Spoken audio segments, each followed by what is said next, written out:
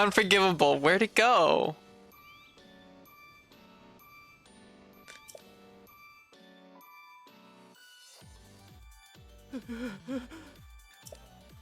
Where's my sign? Where's my rocket? It went up and it didn't give it back to me. Heard something fall somewhere. Oh, the axe kick. That's fucking sick. Oh, shit. Ah! Fuck! Just do it! I lost my lock on! Fuck me.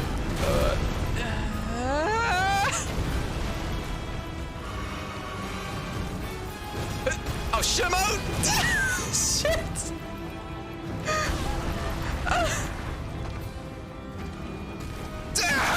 Shit! This is the worst sequence of things ever!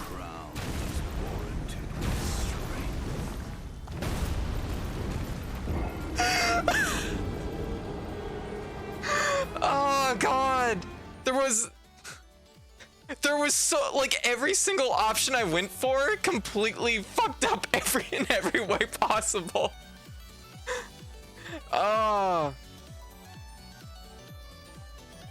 yeah, anyways, I'm so pumped. I'm so pumped that we're finally here. We're finally here. It's my, I'm finalized. I'm finalized. There's nothing that needs to be fixed on my model. Everything is perfect. I'm perfection. Look at perfection. It's me. It's her. Yeah. All right. Okay. All right, I'm back. Hey, how's everyone doing? Perfection. Also, you're stretching and yawning. There was a clip of that. Then she went on to move her hair the other way around.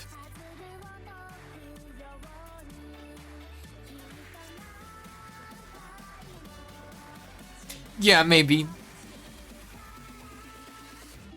All right, so let's get back to our tier list. Okay, so I'm gonna try and fast track this a little bit. I'm gonna try and be more concise because I tend to yammer on about things, and it's like if I'm more concise, maybe we can fly through this a little faster.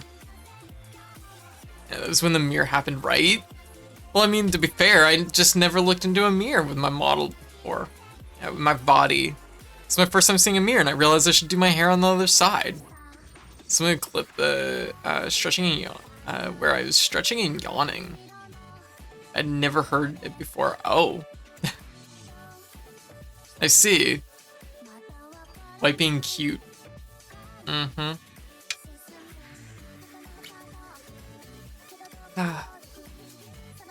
So, alright. So I loaded in some of the games we're gonna be talking about coming up here. I'm just like jump my volume up a little bit here. Definitely something I would clip. Let's just see if I can find it later because I didn't get to see it. Yo! Enthusiast, how you doing? What you up to? Oh, Happy New Year's! Oh, fire hat.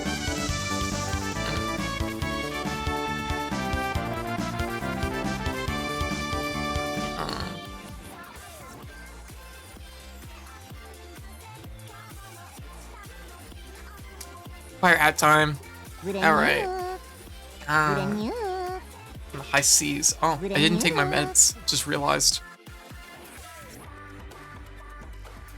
It wasn't one of my important days, though. Good. Oh, Nuke. Gotcha. New name. I think you've stopped in here at least once with a new name. Maybe. I think. It started to stream and I wanted easier name. Fair. Oh, very good. I like the new name. Oh, well, that's very good. I'm glad you're streaming. But welcome, everyone. And Happy New Year's again. Happy New Year's, enthusiasts. I am getting that right?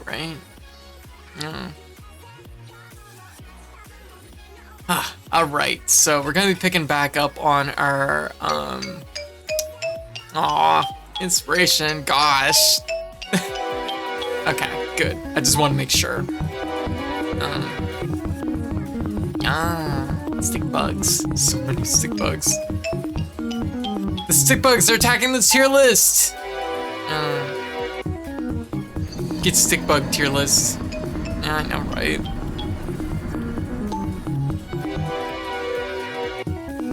Alright.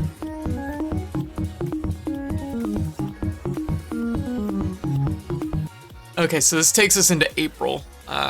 So a Memoir Blue. A Memoir Blue is something I did not play. Pardon me. I did not play on stream. I played it off stream. It was it's just a short like narrative game. It was on Game Pass, and I was like, yeah, sure. I was just in the mood for playing something, just vibes. So there's like some minor puzzles. It's very sweet. It's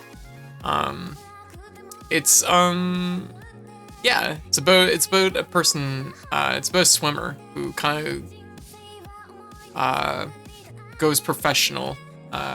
But it's also about their relationship with their mother, and it's interesting. It's interesting.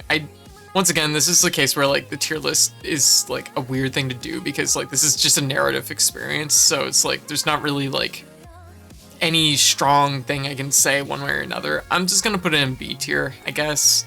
Like you can't really technically rate something like this against like other games because it's like I said, it's a narrative, it's a story. And we'll just put it like, honestly, I should probably just have a list down here for like games that you can't really put a review to even. I guess if I was to review it just on like puzzles and just like the flow of it, I kind of wish the puzzles had kept the whole way through because they do some fun puzzles early on and then they kind of just stop doing puzzles, and it felt like it was a shame that they didn't keep going with puzzles because they were kind of fun. All right. So next up, Infinity Guitars. Infinity Guitars, also Game Pass game. It is a rhythm RPG. This game has a lot of good energy, a lot of like good ideas, but I do feel like the execution is just kind of like they're just barely getting by on like the programming end of the game. It doesn't feel super flexible with like the things you can do. You kind of just on the map, you do fights, and you have an item menu, you know. The rhythm game aspect of it is interesting. I think it's a cool idea, but I do think that it gets repetitive really fast. And I get that like that's kind of how rhythm games are. Like the idea is that you're going to keep doing it over and over until you get it perfect. But there's not really any incentive once you've gotten it perfect in this game. And you just do it so much. Every fight you're just doing the rhythm game stuff over and over and over again. And it's not short. It does make the battles quite long. Once again, it's a case of lots of good ideas, but just like the execution just does not feel right to me, unfortunately. I'm gonna put it down here. Like the flow of it just is not where it needs to be. Yeah, Zelos, how you doing? Yeah, Happy New Year's. Also, once again, yeah, Happy New Year's, everybody. And thank you for swinging by to check out and hang out. Check out the tier list and hang out, because I appreciate it. It's nice getting to spend this time with y'all, you know? Now, here's a game that fucking surprised me. It came out of nowhere. Speaking of games that came out of nowheres. The Murder of Sonic the Hedgehog.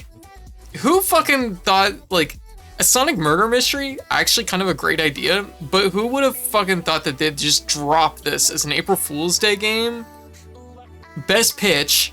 Just showing it's Sonic and he's dead, and the game is really good. It's a really fun little mystery game. There's a Korok on the tier list. Get it? A really fun little mystery game. It's completely free, and it's just like, it's maybe like the one complaint I would have is that maybe it's a little long, but like, because I think I zoned in on pretty quickly, I think, who did what, and it was good. Like there's an, yeah, Sonic's fucking dead. It's actually really good. It's one of the best. If I was to make a tier list of just Sonic games, it would be actually quite high on the tier list for Sonic games. Once again, it's a case like Sonic Frontiers. You're getting to hang out with you're getting to hang out with the characters that you know. It was the April Fool's Day release. Oh. Like I'm shocked. Oh, what was the Eagle Hammer for? I'm shocked. The game is quite good. It's absolutely a visual novel first and foremost, so just be prepared. It's not gonna have like a lot of interactive like stuff like that, but the back and forth between characters like is like worth everything in this.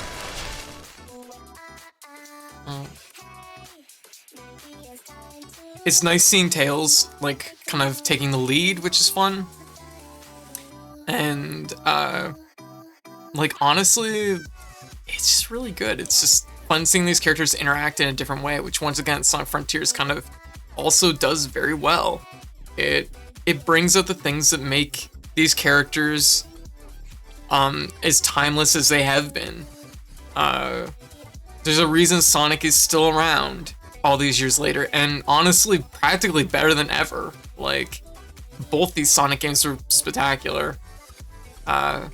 So, you know, that's nice to see. It's nice to see. And the fact that both of these games have like a layer of like being character driven, I think really like hits home that Sega's like understand, the people that are handling Sonic right now understand what makes Sonic good. So that's nice to see. Okay, Blocky Dungeon. Blocky Dungeon's a little puzzle game where you it's once again, it's a case of, it's a lot like Shovel Knight Pocket Dungeon. It's Tower of Daruga, or Daruna, I forget how it's pronounced. Style puzzle game. This one's a little bit different. It's a little bit more like, it's not just in one box. Shovel Knight is all just in a single square. This is you build the dungeon that you're doing your puzzle in. It's pretty cute. Really, it has nice chibi graphics and cute aesthetic.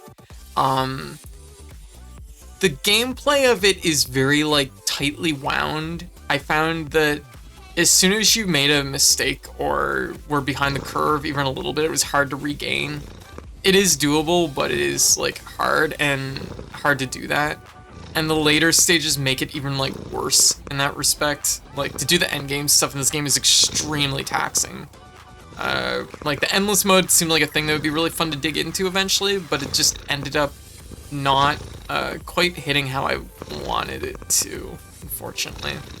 I'm gonna say probably just right above probably Young Souls in B tier. Okay, even though I did play Lost Egg 2 and 3 at different times, 2 was in April and 3 was some other time, I don't remember when.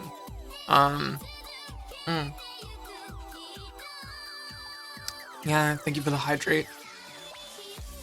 Yeah, thank you, Chibi. So Lost Egg 2. Lost Egg 2 is everything the first game, it's everything the first game is and more. You can play this game online with friends, which if I did that would be pretty cool, I suppose, but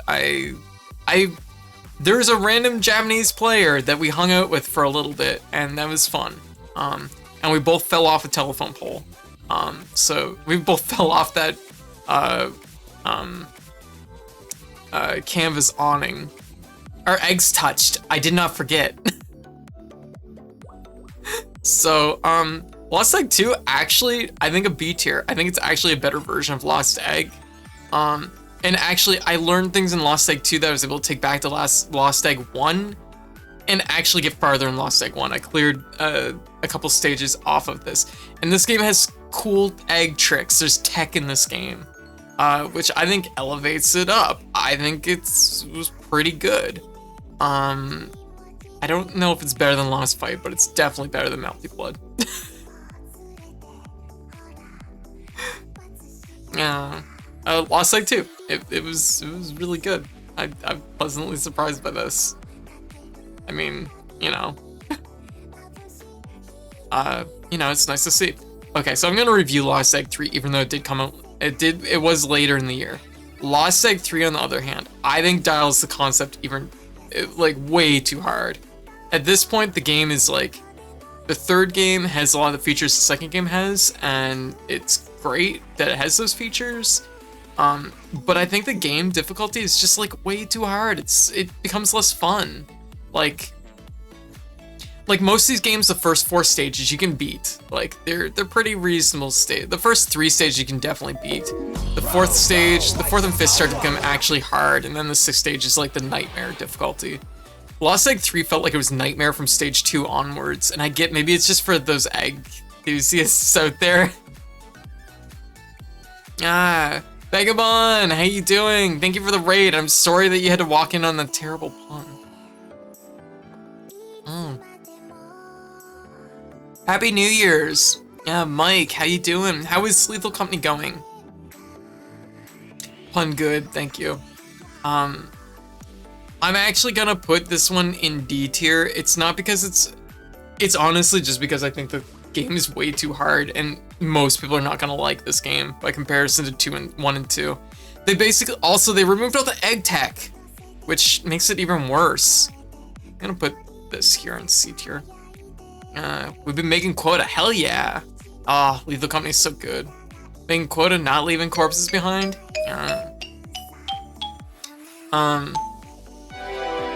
Yeah, like 3 just like, they removed the tech. You can't wall jump in 3. Like you can, but I think what happened is the dev, when they watched like people play 1 and 2, they start to realize what people are doing. They removed the egg tech. Yeah, they removed egg tech in 3. So the game is just like, the developers saw what they did in 2, because there's a lot of really like slimy egg tech you can do in this game that like gives you shortcuts in stages. Yo, thank you for the follow. Gives you shortcuts in the stages. In 3, there's like just no give. There's like nothing I could find that was like, oh, this, like I could use this to work my way through this section easier. There's like nothing. It's just hard the whole way through. This is one tough egg. So it's a D tier. D for don't want to play that egg game anymore. I love y'all. Kiss kiss. Aww. Aw, Chippy. Alright. So here we go. Rusted Moss. Aw, Vagabond. Thank you for the thank you for the subs. Thank you. Much appreciated. Starting off 2024 right? Happy New Year's, everybody. Yeah, I know I've said it a million times, but Happy New Year's again! Because it's good.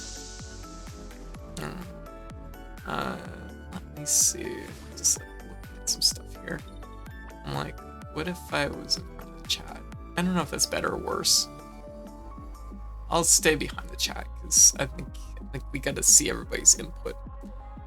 Okay, Rust and Moss. Rust and Moss is a game I've had my eye on for ages. I watched the development of this very closely. It is basically Umehara Kawase Umehara. If it was a Metroidvania. So you have a fishing line, grapple hook. You use it to work your way around the areas and work your way around the map. You collect guns. It is a Fae-driven game. The Fae are taking over. The humans have had their time in the sun. It's time for the Faes to come out, and they don't like steel. And honestly, really interesting narrative. Really fun characters. Oh, another Korak. It was right there. Really interesting characters. The gameplay is stellar. It is a pretty tough game. Like, it will definitely take time. I just got home. Hey, Fail, Happy New Year's. It will take time to learn, but as you learn and unbox and figure this game out, this game just like, it's just like an onion, you know, the layers you peel back from it. It's so good. And honestly, there's very little question in my mind. It is a contender for Game of the Year. Rust of the Moss is extremely good. I would recommend it to anybody that likes Metroidvanias and platformers. And if you like the Kawase, Umehara Kawase series, this is like a must-have. Which is very funny because apparently the devs had never seen the game before, and then when they were like developing it, somebody showed them, and they're like, "Oh my god!"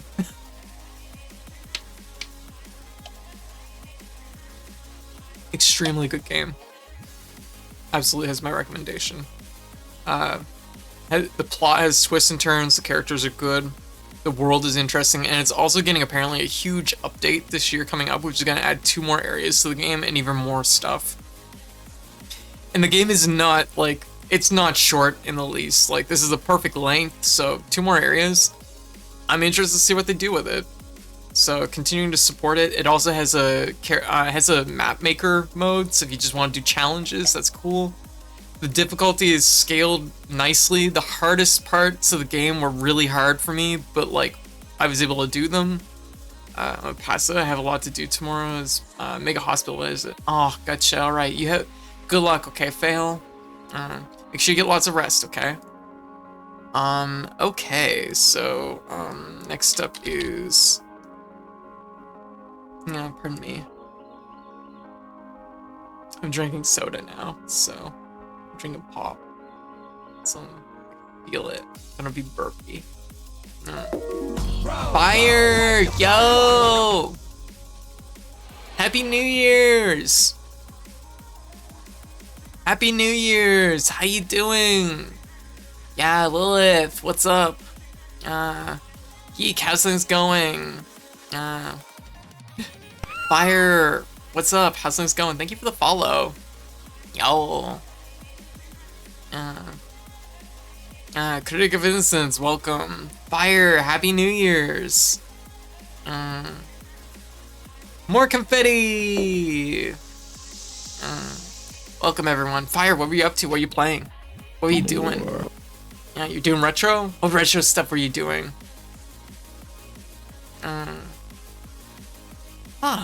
Oh my goodness. Also, Freeman doesn't really follow Fire. Definitely drop Fire. Follow Fire. Oh, a Sonic Shuffler? Okay, I was about to say not Sonic Shuffle though. A Sonic Shuffler. So what Sonic games were on the Shuffler? So the Sonic Shuffle is a thing. I have weird feelings about Sonic Shuffle. Bloop and Kit and our friend Wanda Kevon. We're all playing. Oh, you were playing Sonic Shuffle. Yeah, 4 shufflers. Oh, we had like 12 games on each. Oh, okay. Was it a race? What were y'all doing? Oh, that sounds sick. So many Sonics. Oh. But yeah, definitely drop Fire. Follow for anyone that hasn't followed Fire, especially if you love retro games. And Sonic. Just trying to beat even one of them under the shuffler conditions before midnight. Oh my god. Yeah, I suppose so. Yeah, it'd be kind of hard. Yeah, well that sounds awesome. Jeez. Yeah, I'm gonna be getting into retro games this year coming up. That was my big announcement for 2024. That we're digging into retro achievements, so I'm probably gonna be playing some Sonic games too. I was gonna prioritize the Nintendo side of things with the NES and Super Nintendo first, but I might move to the Sega systems like after the Super Nintendo. That might be a good idea. So more retro games over here in the future. But right now tonight we're doing a review. We're doing 2023 in review. We're recapping the 150 games we played last year, and it's been a ride. It's been a fucking ride. So, yeah, coming for Blastmaster, Snake, Rattle, and Roll. Aw, very good. Oh my god, Blaster Master. Ooh, it's a hard one. So many, yeah, so we're just going through and we're talking about a little bit about each game. I've been reviewing for 5 hours and we just got to April. I think I counted up mine in a little under 60. That's still, this is still a lot. Like, 150, admittedly, is a little bit, it's a lot. It's a lot of games. Lily, Happy New Year! Happy New Year, how you doing? Yeah. 60's still a lot though. I've had a few years where like that was closer to what I was like doing. And it's all about like, you know, just like, like it's like about the focus of it and this and that too. And also how much time a person has. There's a lot of like, a lot of short games in the mix too. Yeah, can I be the trash king of pepper? It's amazing. There's, Happy New Year's. Think gonna steal your idea this year and keep track of games I do. Yeah, do it. Yeah. Trades King of Pepper. That's really good. I feel like that has, like, and sure, why not? Sorry, I'm drunk. Okay, fair. Mina, welcome. Happy New Burritos Day. Well, burrito. Aw, hell yeah. That's a good brand. Alright, so next up is Rainbow Core Hypernova, which probably has the most, like, energetic name of this year. Rainbow Core Hypernova is a fighting game, a free-to-play fighting game that came out on Steam. I'm trying to think of what else the dev has done, if anything. Let me double check. Rainbow Core Hypernova. Free-to-play fighting game on Steam. It is like maximum jank. Okay. They've made some other games, but I haven't played them. Oh, actually, they made another fighting. They've made 3 fighting games. Okay. Well, Rainbow Core Hypernova is the one I did play. Anyways, free to play. It's a hyper jank. It feels kind of like in the range of like. I'm trying to think of like a good comparison. It feels kind of like the PlayStation. I'm trying to think of what was it called? The PlayStation 2 Street Fighter games. The ones that are like 3D, it kind of feels like that, except it's not 3D. But it kind of has that like feel. It's a very like, oh yeah, Street Fighter EX, thank you. It kind of feels a little bit like that. It's like janky, just like maybe a step beyond, like in the good way. Like, you're gonna have things and setups and shit that's like, oh, it's so slimy. But like, there's like hanging hitboxes and it's a little messy. It was a little messy when I played it. I don't know if the game's been cleaned up any since then. I didn't hate it though. Like, just to stress, I did not hate this game. I actually kind of enjoyed it because it was janky and it was kind of interesting. It was also, the price is right because it was free. If I had to pay for it, maybe been a little bit more like harsh on it, but like, I don't know, it was okay. It has online play. I think it has rollback technically. But it doesn't have a lot else in there. There's not much for single player. There's just like a survival arcade mode, and that's about it. I'm gonna put it maybe here. It's definitely better than Melty Blood, I can assure you. This is becoming the game that I'm just throwing all the shade on. It's a B tier game, it's good! Actually, you know what? I don't know if I can justify saying Rainbow Core is B tier. Damn, harsh words for Type Lumina. Type Lumina, I said my piece about Type Lumina. I don't think it's a bad game, but I do think that it's definitely not a game I like very much. It is rock, paper, scissors dialed to like just such an immense degree. I get salty about Type Lumina. I just want neutral. I just want to dig into neutral for a little bit. Like, that's the thing about Melty Blood. The original Melty Blood has amazing neutral stuff. Like, there's fun there. There's a lot going on. And this is like, if you throw out a move, they're just gonna shield and then shield block it, and then maybe they're gonna warp to you and do a 50-50. But yeah, like, I don't know. Like, it's just, it's weird. It's weird. I have weird feelings about it. I'll maybe put it below Type Lumina. Yeah, like, I did not have a good time with its RPS. Some people are gonna like that, I just didn't. honestly, it's probably maybe the bottom of B tier.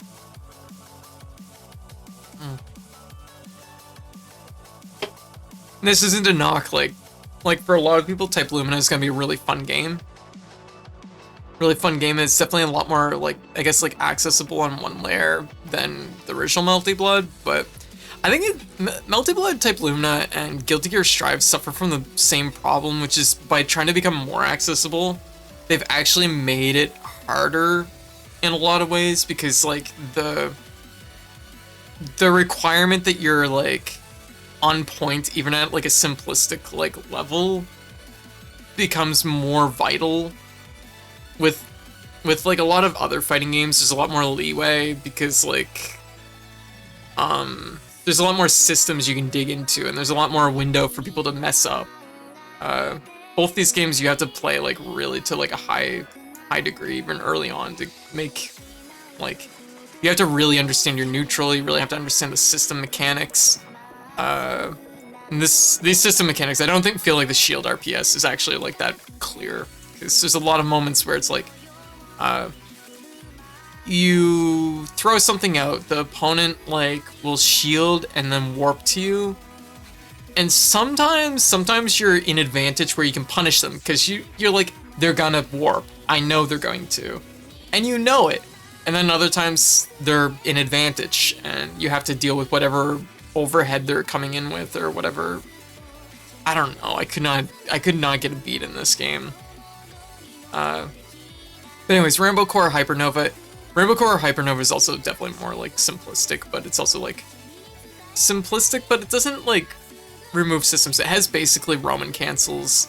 It has like mechanics to dig into, but yeah, it's free. It's free and it's janky, and I kind of liked it. It is the type of thing that I would have probably played like back in my fighting game night days. We'd put it in for like 2 hours, probably had the time of our lives, and probably that would be it. We probably wouldn't touch it again. Mixai, how you doing? I don't know, maybe. Alright, so next up, let me see if I have it loaded in here. Yes I do. Next up on the list of games we played this year is... pardon me, Call to the Lamb, Relics of the Old Faith. Call to the Lamb, as y'all know, like, as a lot of y'all know, is a roguelite about running a cult. It's kind of almost got a little bit of that ActRaiser element of city management, but you also have, like, another gameplay style that complements it. It's pretty okay. Call to the Lamb does not excel at either of the two things it tries to split itself between. You can run a cult, but to really what ends, like, you get some abilities, but you get them pretty quickly, and I felt like the cult management portion kind of fell through really quickly in the game. And then on the flip side, the actual roguelite portion is really simplistic. It's like, back before this update, it was very much like you have your weapon, you have your spell, and you just work your way through the floors killing monsters. It's just rooms of things that you kill. And none of it offered much of a challenge. There's an achievement for like beating every boss without getting hit or whatever, and that wasn't even what I'd consider particularly hard on hard mode. It's not like...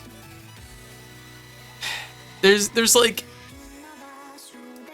It's one of those games that just feels like it's just doing the base minimum of what was needed for these two gameplay archetypes, and it just doesn't feel like it excels beyond that.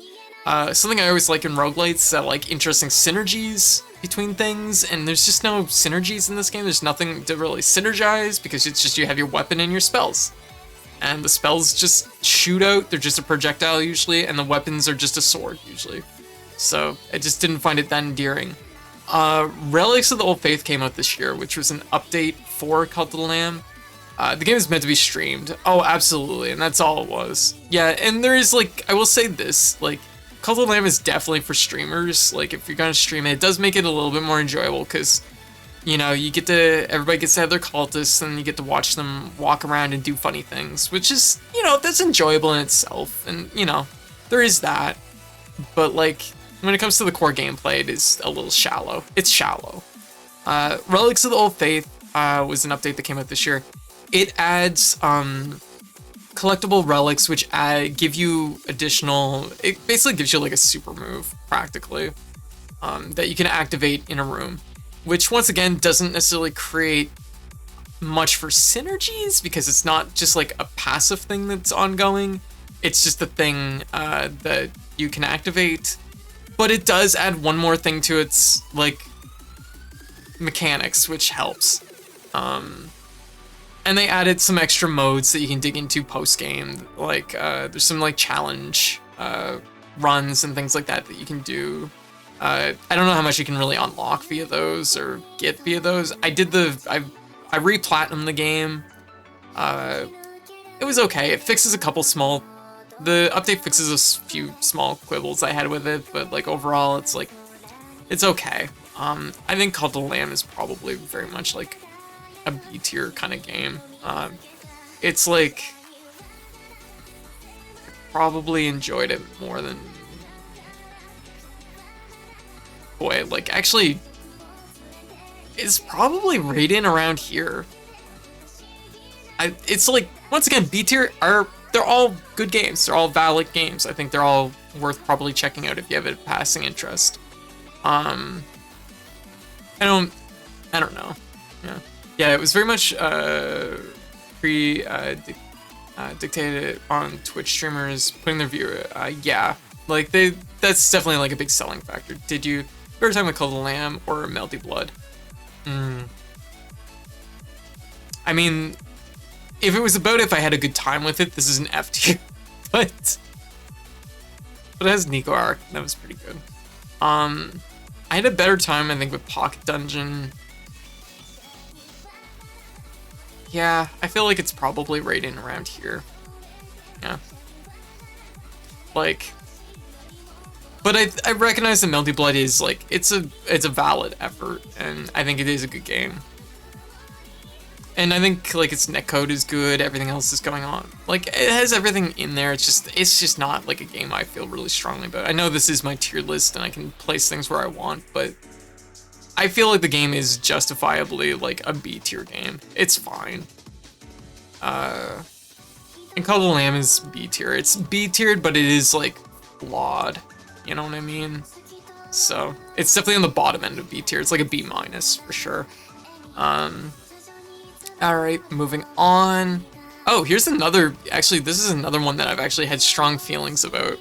I know I said I was gonna try and pick up the pace a little bit, but I have lots to mentally unbox about these games.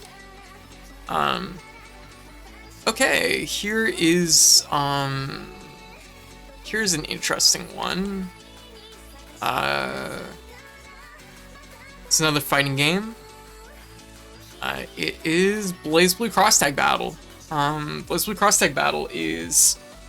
This game came out actually ages ago, but I replayed it again. I replatinumed it. I think I have 3 platinums for this game at this point.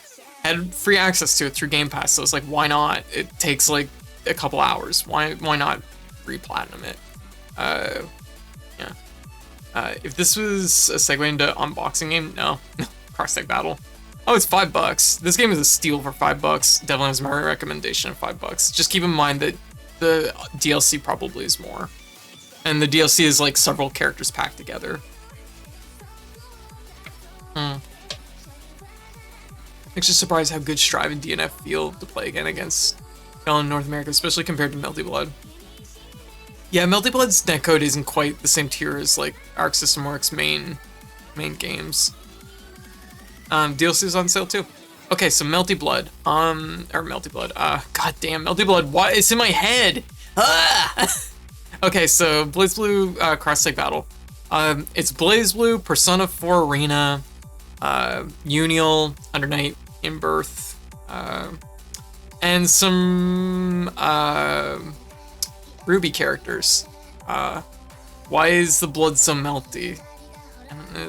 Congealed or something, I don't know. And Ruby. So basically the idea was with Cross Tag Battle is they wanted to make a fighting game out of all the sprites that they had made for all these other games. and just mush it together into its own game. This game plays a little bit more. This is probably like much closer on like the Marvel end of the spectrum when it comes to fighting games. Is a tag fighter. You pick 2 characters. You pick 2 characters. It is a very fast, high energy fighting game.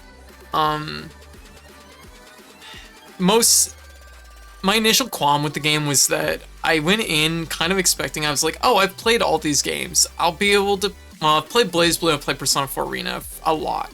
So I'm like, I should be able to go in and like do some cool stuff in this game and I'll just have a good time because I'm like, I know these characters. Yeah, Coda, we gotta play Uni 2 together.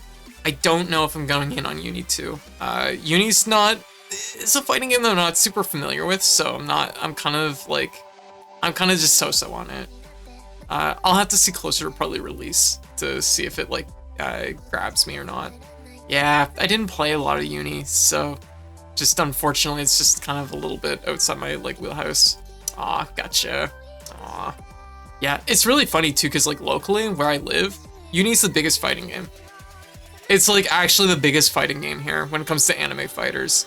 I mean, like Street Fighter and Tekken are obviously like still bigger than Smash, but when it comes to anime fighters, it's Uni here. Uni's like the big one to play. Guilty Gear and BlazBlue and Persona 4 Arena all are like way below Uni for turnout. Dang, I wish I had more local fighting game friends. Are you gonna get Tekken 8? I actually don't typically play Tekken.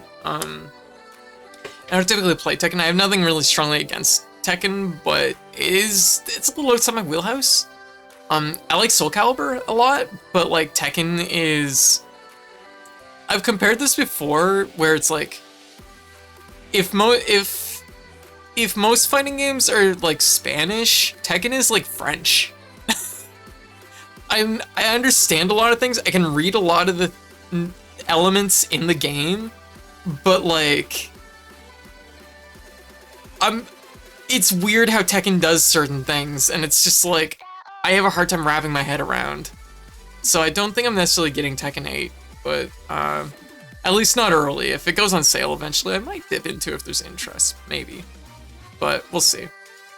When it comes to fighting games, I'm really more in, like, I'm gonna lean much closer to stuff like Guilty Gear, admittedly.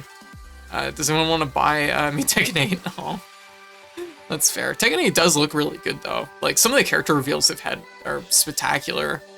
And the thing is like it's mostly just that Tekken hasn't been like something that's like been played like widely in my friend circle. Because like Tekken looks really cool, and I mean it's one of the biggest fighting games going. So, you know, there's a lot there, and the characters are interesting, and I kind of like the running narrative that goes on in Tekken, which is kind of fun. But yeah. Anyways, cross-tag battle. Yeah, it's like $90. Yeah, that's the other thing. That's why I also can't reliably say if I'm going in on anything. Yeah. Like, new games are expensive. Like, most of the new games I've played this year, honestly, they were gifts. Like, I'm trying to think of like what brand new games have I bought this year? I think I've only bought brand new games for my mom. I think I bought Tears of the Kingdom and Super Mario Wonder. And I bought those both like new because nope, it was a gift. Rear was a gift.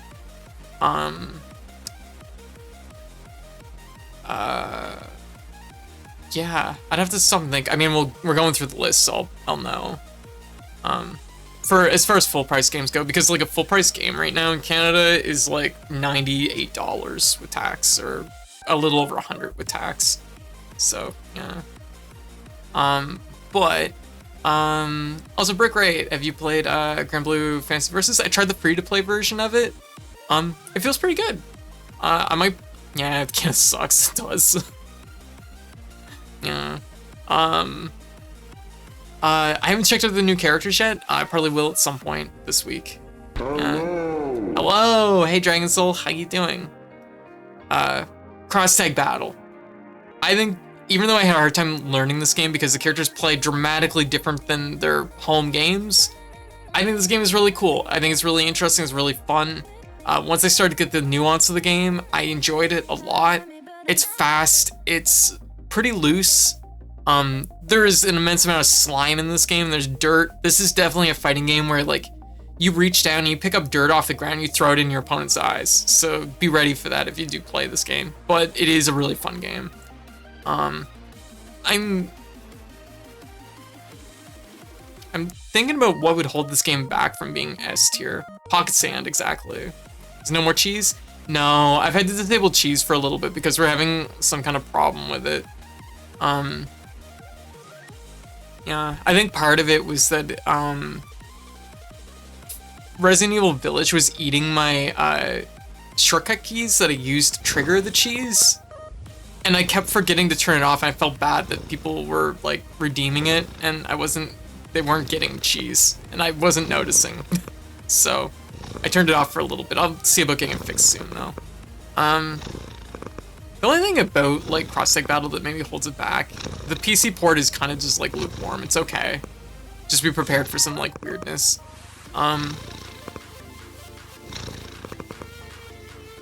Yeah, I'm willing to put it in S tier. I don't think there's really anything that's really like outstanding. There's a lot of characters. It's really cool. Yeah. Can we make a squeaky noise redeem without the Pico Hammer? Yeah, I could do that. I don't want to hit code, but I want a cute squeaky noise. I could do that. I will make that happen. I will write it down, in fact. So that I remember. Because I made a soundboard redeem. Squeaky. Oh boy, that's not spelled right, but I tried. Yeah. Cross-tag battle, yeah. It's like definitely a very different game than like Guilty Gear, but I think it's maybe a little bit less polished than Guilty Gear, but I do like the fact that they're reusing things that they've made, and I'm okay with that. Because when developers work hard on games and make cool things, like animating all these characters, why not make another game out of it? Like, some people look at like reused assets as a negative thing. I think that's like awesome. They're getting more mileage of hard work that they've done, and people like these characters, and people want, you know, I think that's cool. It's a fucking good tier list. Thank you for games I've played. I mean. I still need to get Sonic Frontiers. It looks awesome though. I really like Sonic Frontiers. This Sonic games have been like just hitting it out of the park lately. Laughs in Castlevania.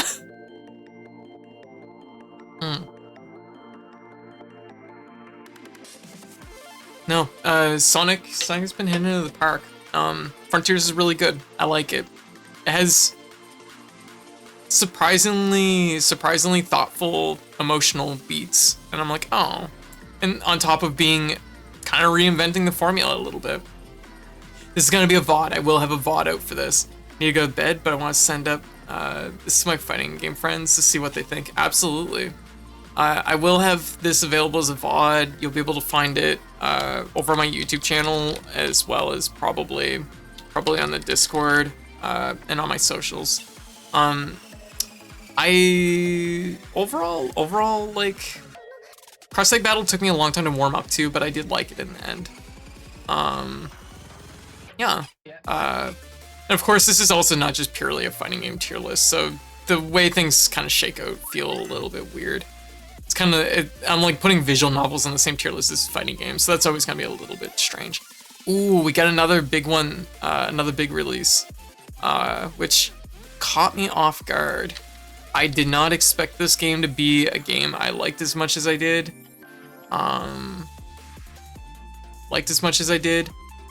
Cassette Beasts. Yeah, Tetris Effect is so pretty, right? Cassette Beasts, this is Pokemon. If it's Pokemon made by people that clearly have played a lot of Pokemon and were fed up with like all the things that Pokemon could have done and wasn't doing. It's also really gay.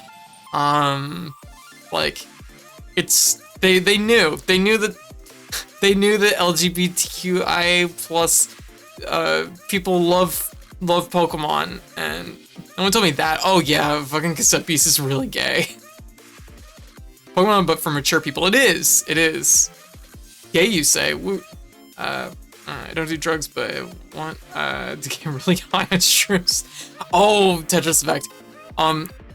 So funny story about that. Back when Child of Eden, the creators like previous game, came out, one of my close friends was basically like, they built their setup. They got their TV set up and they had their chair and they had like a feedback thing like on it, and they're like, here's what you do, and they're like, here, sit down, play the game, and they like turned off the lights and they put on all the like special effects in it, and it's like, oh, this is really good. I imagine Tetris Effect would be really good, even just in low lighting and just vibing, like full sound, all that stuff. Yeah, definitely a game that's really like about that visual like experience. It also hates landlords. Yes, the villains in Cassette Beasts are landlords, and it literally just is like, fuck these guys. I picked up Disc Creatures, so I have a Pokemon like, ooh, I gotta play Disc Creatures at some point. Cassette Beasts does all kinds of things that basically fixes problems that Pokemon has. You have cool movesets that are really interesting and diverse. The monster designs are pretty fun. They're also pretty diverse. I will say like the monster designs sometimes are hit and miss by moments, but like that's also, you know, it is what it is. Also, I'm like talking. I'm gonna have to shrink the tier list down just a little bit so that we can see the whole field here. So, and it does a cool thing where you can fuse your monsters together in battle, and when you fuse them together, they get the movesets of both, and it creates this interesting meta layer to the combat. Always remember the clip. Ugh, landlords, gotta kill them. There we go. Gotta hook up the, oh my god, the Tetris Effect, like it's Red's transfiber, right? But yeah, Cassette Beasts, super full game, lots of gyms, lots of different stuff. The only thing about this game, how to put it? Like, I could go on about this game, just like how many things it fixes that from Pokemon, but like, or does different in an interesting way. Like, for example, like typing. Typing is like actually more, typing just gives status effects more so than like actual damage advantages, which I think is really interesting. It creates a lot more like emphasis on like, this game is far more like focused on giving status effects and putting status effects and buffs and debuffs and stuff like that, which I think is cool. That's a good direction. Fusing monsters, I will say the fusion system is ambitious, but maybe they weren't 100% ready for just how ambitious it was. A lot of the monster fusion sprites are just kind of so-so. There's some that are really fun, but some that are just like, eh. But like overall, I had a really fun time with Cassette Beasts. It's definitely, this is one I've had to like mentally grapple with if I would consider it a contender for Game of the Year or not. I think it's definitely Game of the Year material. Game of the Year material, because it's Pokemon, but I'm still mad you couldn't make a long dog, right? It's absolutely Game of the Year material, but there is like little things that kind of detract from it a little bit.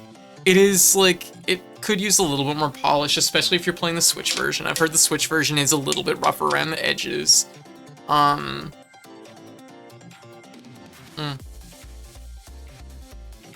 And this game is completely like open world. You can go any direction wherever you want. There is like kind of a soft like push in certain directions because it's just like the leveling of certain monsters and things. And this is absolutely a game that like you can build your monsters in a way that is so broken. Like, I mean, you can build your monsters in a way that they're practically unkillable. The game does a pretty good job with its like battles and AI. That, you know, they can put up a fight, but like, you're given so much control in this game that you can kind of break this game.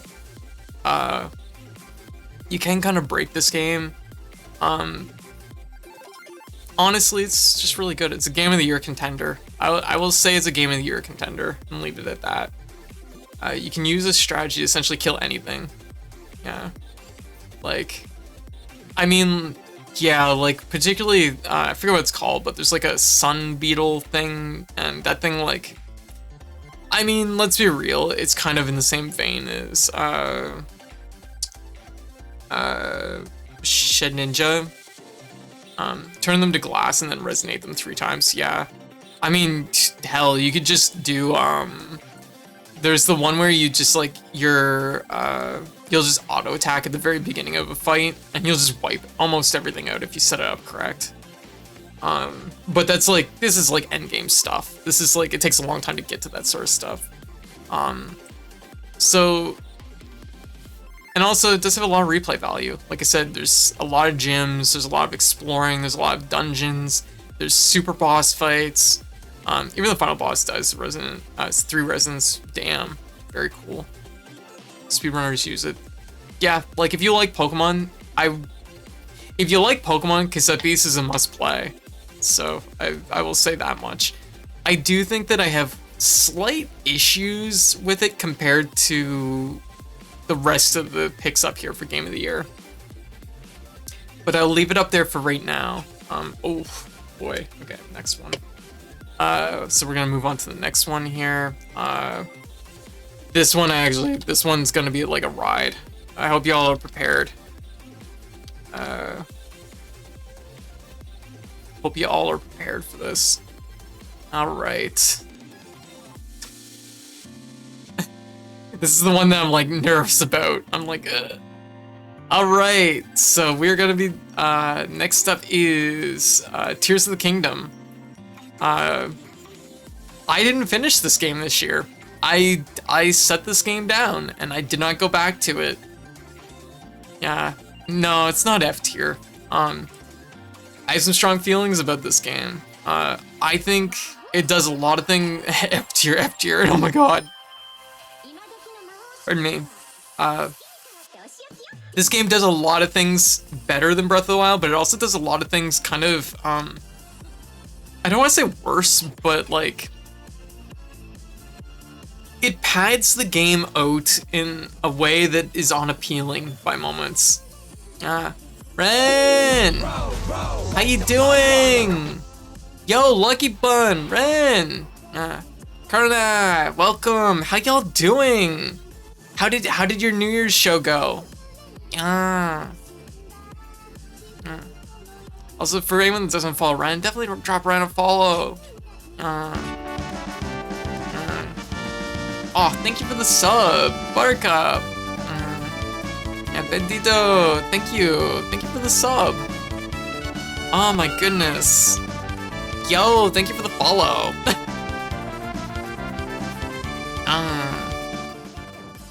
But happy New Year's, everyone. Oh my gosh, happy New Year's. Hope y'all are doing well. Aw, Some Bunny, thank you for the sub. You finished our tier list? Ours is much messier. Oh, what? What?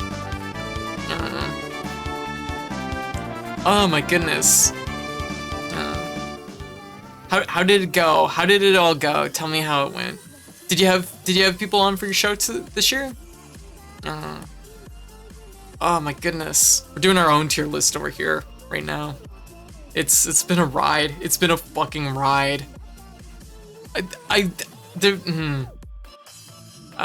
doesn't like tier maker websites, slammed everything in manual. Oh, that's fair actually. I actually had to remake the list like about 2 hours in because we actually refreshed the screen accidentally and it just wiped everything. So that sucked. So I'm just being very, very cautious. Sooner or later I'm gonna fuck up though, but that'll be funny when it does happen. But yeah, how y'all doing? I should probably introduce myself for anyone that doesn't know me. I'm Code, I was by Katie or Cat, she, they. There's no save button. You can't save progress. I can export it, but I can't like save it. Yeah, it says it is not possible to save single-use tier lists to your profile. Go figure, right? Anyways, But yeah, introduce myself. I'm Code. I play Katie or Cat, she, they pronouns. I'm a variety bodega cat VTuber who usually streams 3 to 4 games a night, 4 to 5 nights a week. And yeah, we play all kinds of games here. You see some of the games on the sidebar that we're currently playing. But also, we're doing a recap tonight of all the games I played in 2023. That's 150 games, and we are 6.5 hours in, and we're about halfway through the year. So I've been going through and talking about each game that I've played.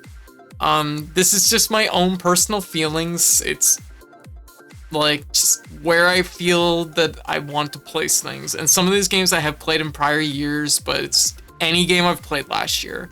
We played 150 of them, so it's kind of a dense list. And once again, I don't think it's a good metric for like reviewing or like placing games, because I have visual novels up against fighting games, and I mean, what fighting games are basically visual novels at this point, right? and Metroidvanias against open world exploration game. I mean, that's almost the same thing. They're adjacent genres, basically. There's a lot here. Reasoning, I like them both. That's legit. There you go. I mean, to be fair, a lot of fighting games. I mean, Blaze Blue. That's its whole thing was. It was like, what if we had a visual novel for our fighting game? What are fighting games if not visual novels of pure action? Exactly. Archmortal, welcome. So, anyways, y'all just walked in as I was getting to Tears of the Kingdom. I have strong feelings about this game, and this is gonna be divisive. Decisive. It's not gonna be decisive, it's gonna be divisive. So, and this is funny too, because, okay, so like, my mom is a huge fan of Mario and Zelda games. I'll tell you where to put it. Okay, where should I put it? Tell me, Ryan. Huge fan of like Zelda games, and she kind of felt the same way I did, so I feel like maybe I'm not like completely like out there feeling the way I feel about it. We put in yeah, possibly. Yeah. F tier chat erupts in absolute flames. Yo! Wait, thank you for the sub. Hype train. Oh, we do have a hype train, you're right. Yo! Oh my gosh, even more subs. Thank you so much. Thank you, everybody. Aw, super appreciate it. But yeah. So, Tears of the Kingdom, new icon, hell yeah. Moth, how you doing? You missed. Oh my god. Darkheart, how you doing? Happy New Year's. So yeah, Tears of the Kingdom. I think, even though this does expand like on Breath of the Wild's foundation, I don't always feel that it expanded in a meaningful way. Oftentimes it feels like it's just expanding in a keeping you busy kind of way, which is kind of like, it's like more isn't always like best, if that makes sense. Like to me, Breath of the Wild was very bare bones. I still like the game a lot, but like in it, when you went to go do something, at least you were kind of doing that thing. Whereas this game kind of likes to lead you around from place to place. You'll go to do one thing, and it's like, well, I need to do this thing and this other thing first just to get this thing, and then I have to talk to this person, then this person, and then this person. I already kind of know where it's going, but I have to talk to all these people anyways. It's a much more chatty game than Breath of the Wild, and sometimes that's to its detriment, I think. On one hand, I do think that I like that it's like trying to further its character development, because I think they recognized in Breath of the Wild some of the characters are really fun and really like cool characters, and building upon that makes sense, but sometimes it just doesn't feel like it's doing so in a meaningful way. The lack of content in Breath of the Wild was kind of a blessing, it turns out. Strangely enough, kind of. And I'm not totally against like what Tears of the Kingdom does. Tears of the Kingdom still does like some really cool things. There's some really cool puzzles in there. And there's some meaningful changes to it. But I also think that like there's like one of the things that like stands out, like, and I know this might be like addressed later in the game, later than what I got before I had set it down and just didn't come back to it. But like when I think about one of the things in this game, when you get like I forget the bird's name, the bird's ability where like in Tears of the Kingdom, it shoots you upwards, which is great because it gets you high up in the air. You can glide to wherever you need to go. In this game, it shoots you forwards. And I'm like looking at this, I'm like, this feels like such a like definitive nerf from what they did in Breath of the Wild. And I'm like, is it that they actually want you to take longer getting from place to place? Because I feel like that's kind of what it does. On one hand, like, yes, like you can use that ability in Breath of the Wild to skip over things, and it was kind of abusive, but also like, on the other end, it made the game kind of more playable. Like it made it a little bit more palatable, because if I just didn't want to deal with stuff, I had like a good tool to like, it's like, oh, my glide is charged, and I just fly up into the air and go over.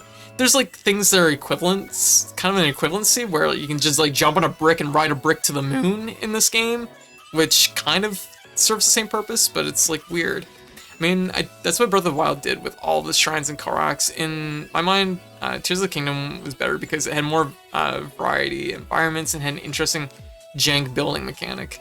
Yeah, and that's the thing, like, I haven't even gotten into the building mechanic. You can attach a rocket to your shield, but rockets are so precious. You don't want to like attach them to your shield. You want to use them for building weird rocket jank that you're gonna like fly over the horizon. Like the fact that it costs a whole rocket. I know like at some point I'm sure people are rolling in the rockets in this game and it's not a big deal, but like I did not want to use rockets. It's just like rocket myself up and just have it gone.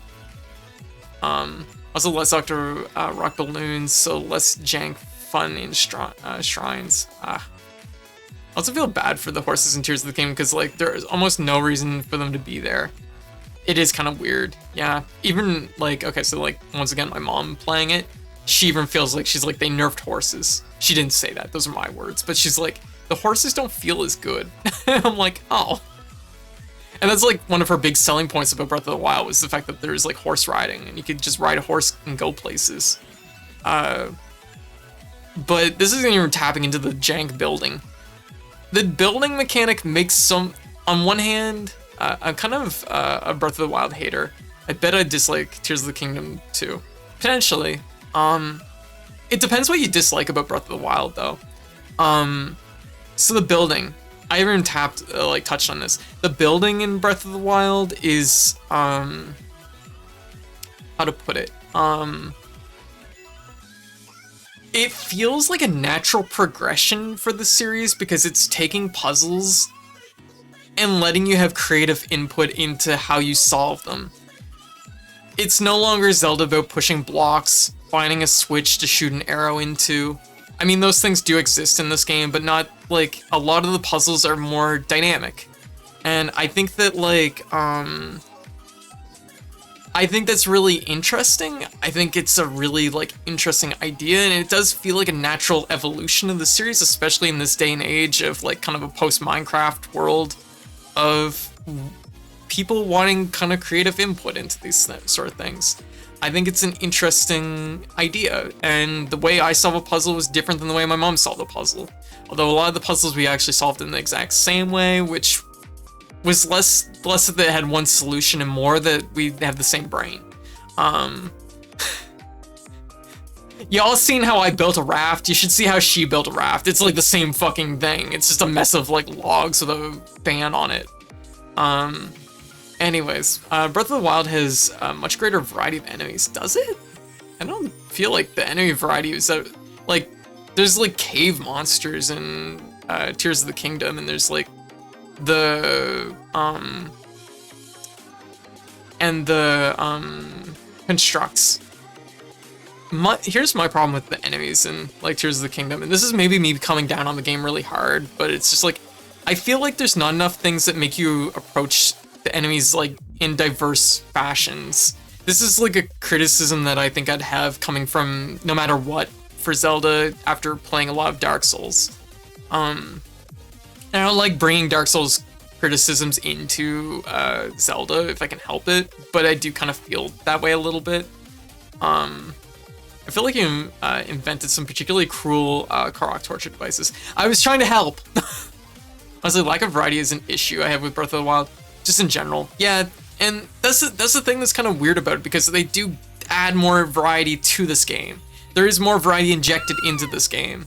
The world is more full, but it also at the same time just doesn't feel like it's full in like a meaningful way, and that might be like tied back into the pure foundation of Breath of the Wild's problem.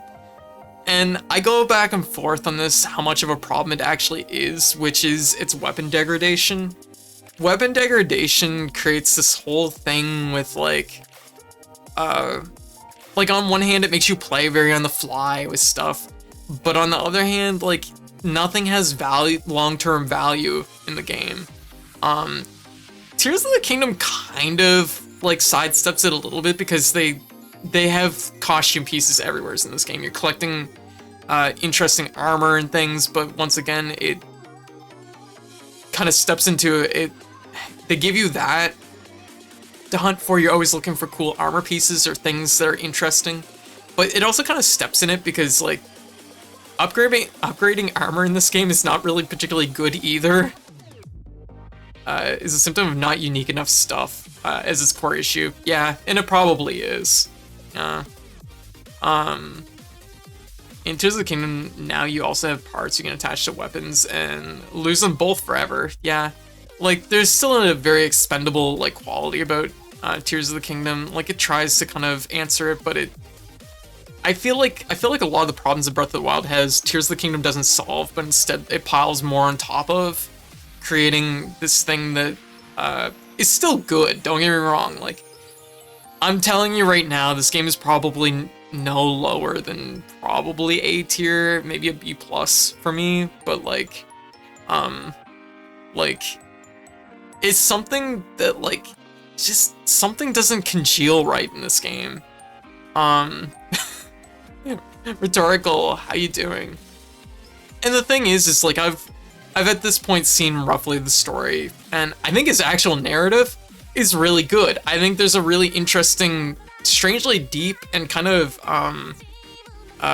maybe not bittersweet, but like kind of raw element to its storytelling, which is really interesting.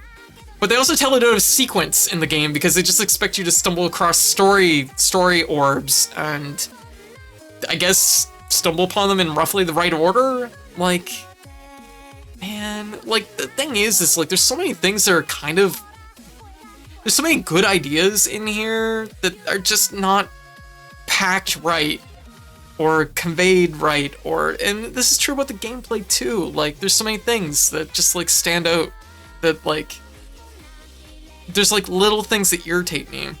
Did not like the dungeons regurgitating the same chunk of story 4 times. That's a problem with Zelda, I think, in general, in a lot of situations.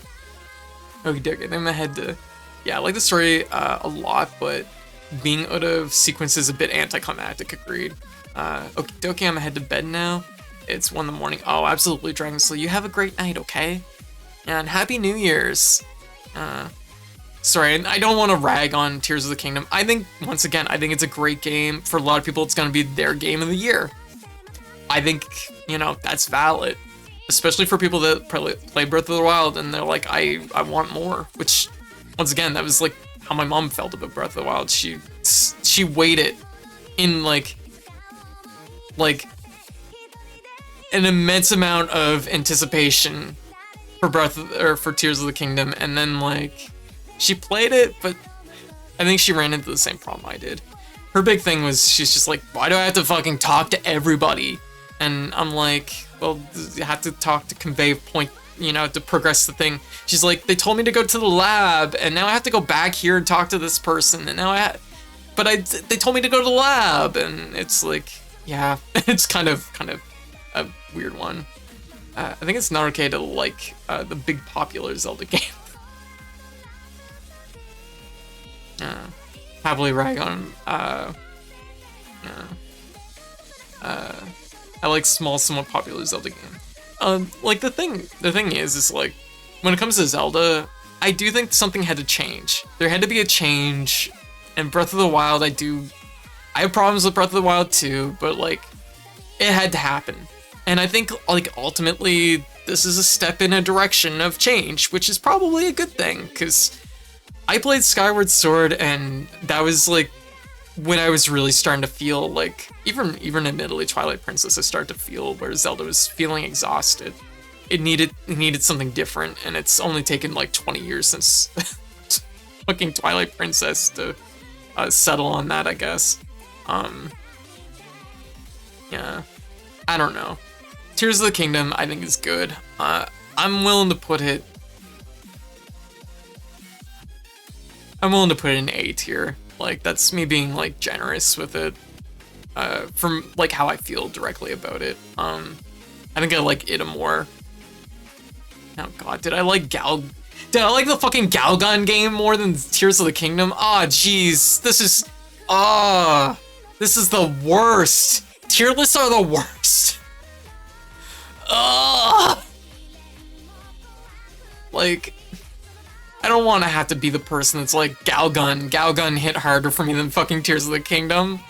I have an immense amount of pain right now. Oh, fuck. I'm gonna put it right here. I think that's a comfortable spot for me. I don't think it was S tier for me. I think for a lot of people it will be S tier, it will be S plus, it'll be their game of the year.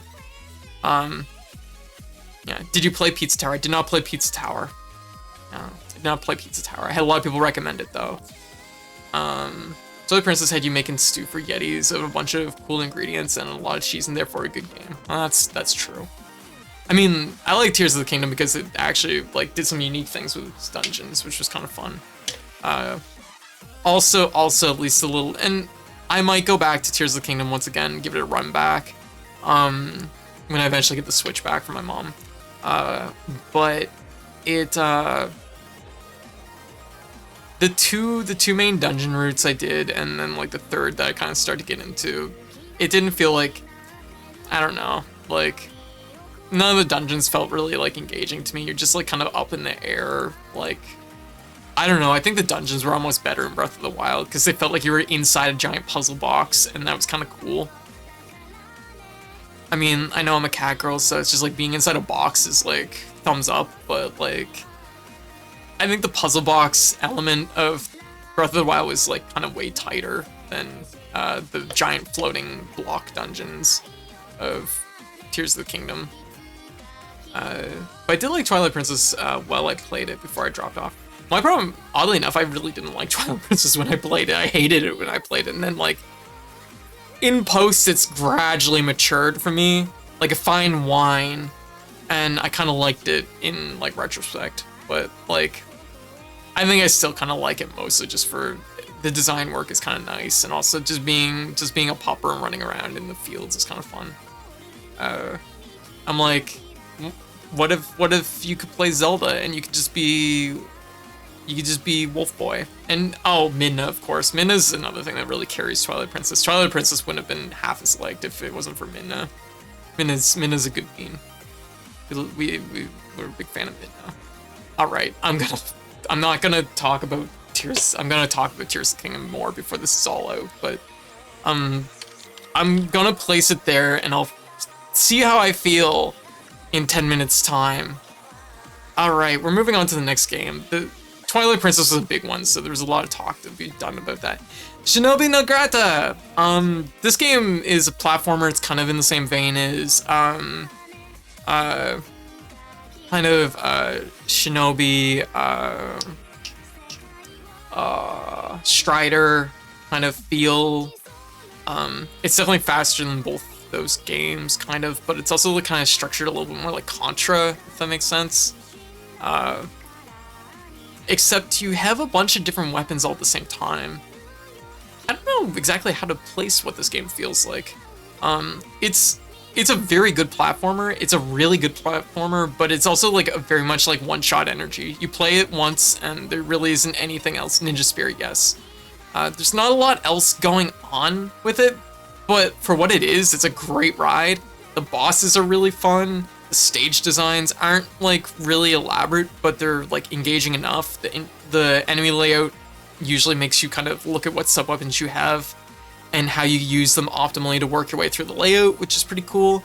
It's a really fun platformer. I just wish it was like, I wish there was more incentive to kind of go back through it.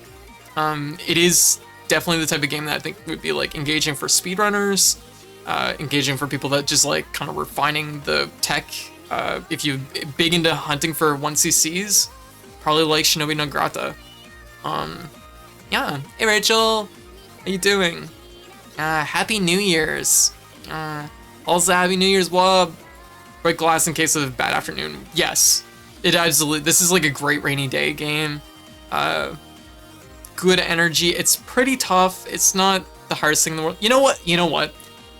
It's a lot like Gunstar Heroes, but maybe not quite as versatile as Gunstar Heroes. It's like Gunstar Heroes if you had several weapons all at the same time, which sounds like an amazing game. And that's the thing, is it is actually really fun. It's just, I wish there was kind of more, or at least more incentive to go back through and do things a little bit differently.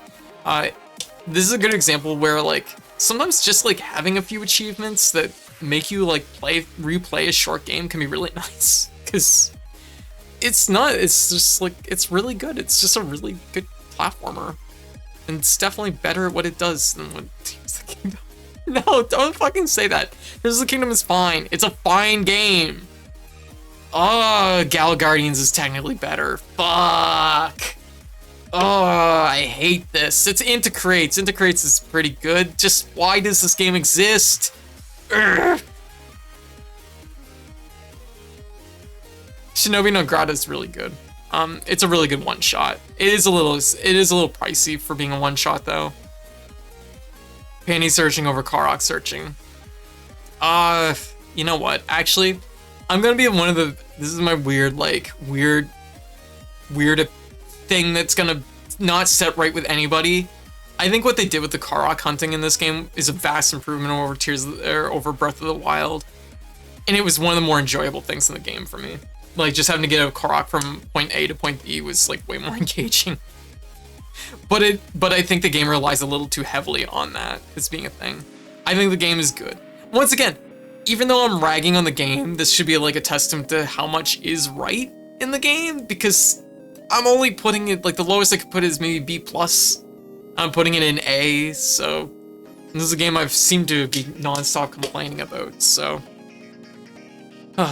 Alright, so Shinobi no Grata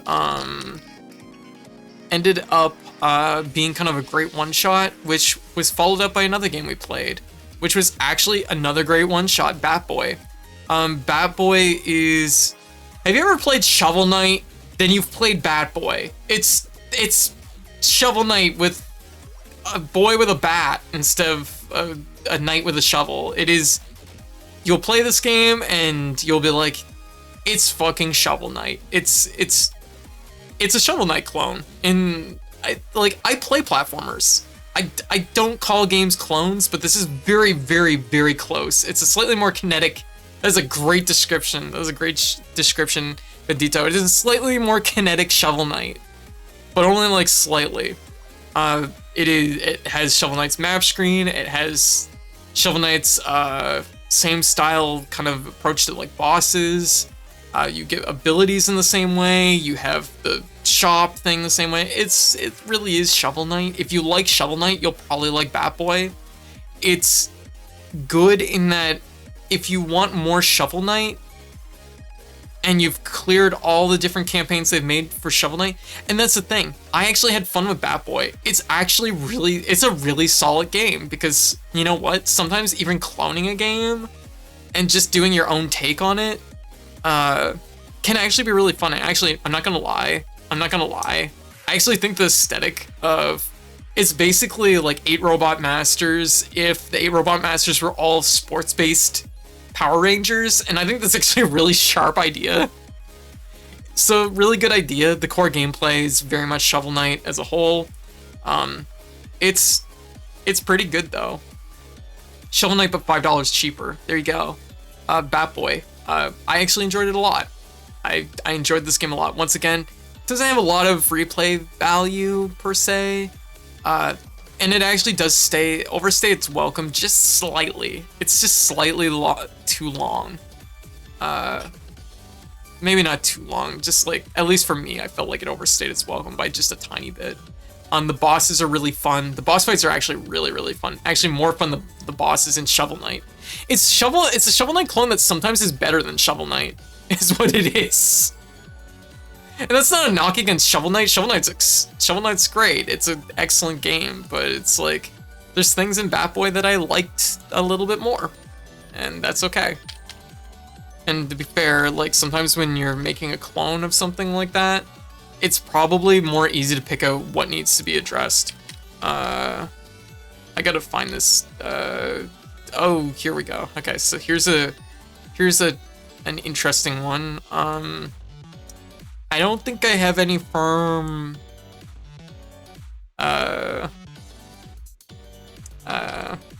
Like, what is the word code?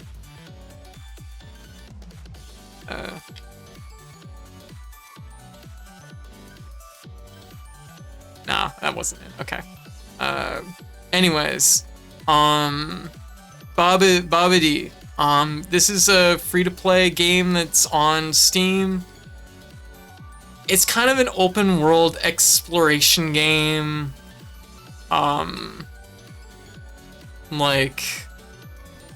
But depressed.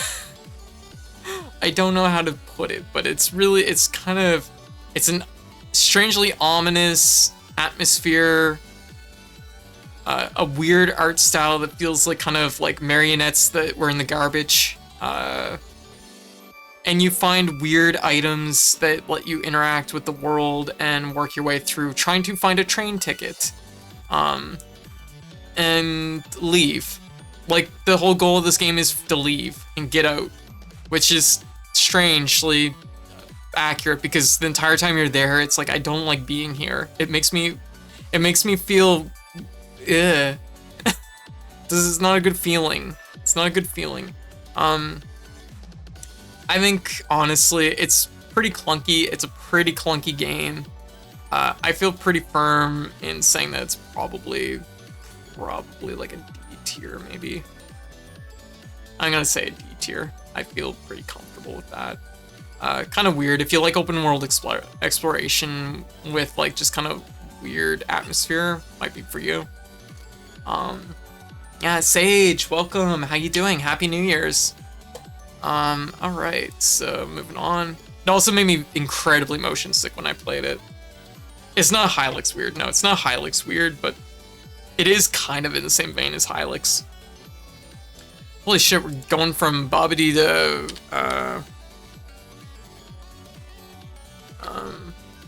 going from Babidi to Street Fighter 6. Street Fighter 6. This was another game that I was gifted this year. For a lot of people, this is another Game of the Year contender. Give. Can't drag and drop it to the window. It's being mean. There we go. For a lot of people, this is another Game of the Year contender. Street Fighter 6 is, in a lot of ways, revitalized the fighting game scene. It added accessible controls, a single player mode that you can, open world single player mode that you can dig into. It has adequate single player offerings, unlike Street Fighter 5. And it turns out that was a winning formula. And you know what? Here's the thing. Even though the single player stuff might not be the greatest thing in the world, it's not super polished. It's okay. It's like serviceable. It does kind of capture a little bit of like Final Fight energy, strangely enough, which Street Fighter and Final Fight take place in the same world, so it has that kind of quality.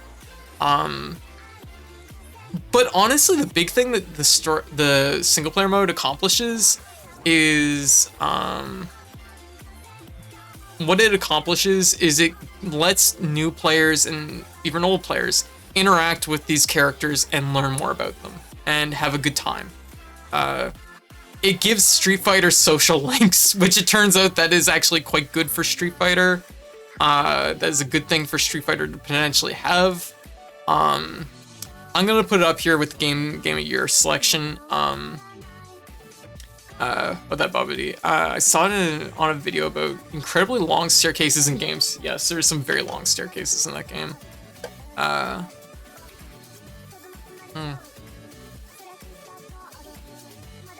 You're finished. I ended up about 100 rating points higher last year, chess-wise. Oh, all in all, pretty good. Oh, very good. So like you've leveled up. Yeah, very good.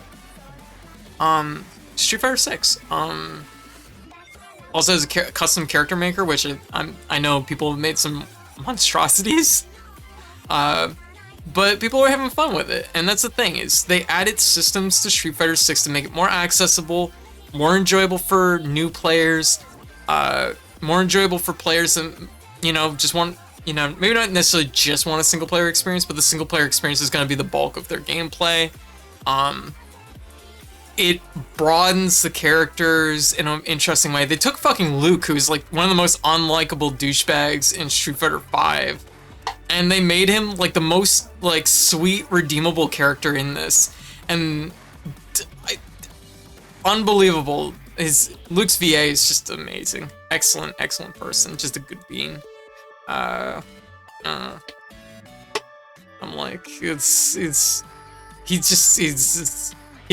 brought fucking beast mode. Oh shit! I put an exclamation mark in. He's brought fucking beast mode into it. Beast mode, baby. Yeah, like it's hard not to like Luke. He's kind of great. Bottom line is Street Fighter became more social, which is lifeblood of the FGC. Yes. There is some missteps, of course, which is actually the same missteps which I didn't get into about Resident Evil 4, which is there is some like slime in back here in the back, like. There's expiring currency in this game, and this game has you wanting to buy weird tickets. Oh god, I need Boom divorced. Oh, okay, I'm writing that down right now. I need Boom divorced, which is funny because I actually went through a lot of Luke's voice cuts, but I did not get that one. So Moss Umehara with a gun or more. It's Umehara Kawase if it was a Metroidvania with a very good storyline and interesting weapons and gear. It's Umehara Kawase as a really good Metroidvania. It's absolutely stellar.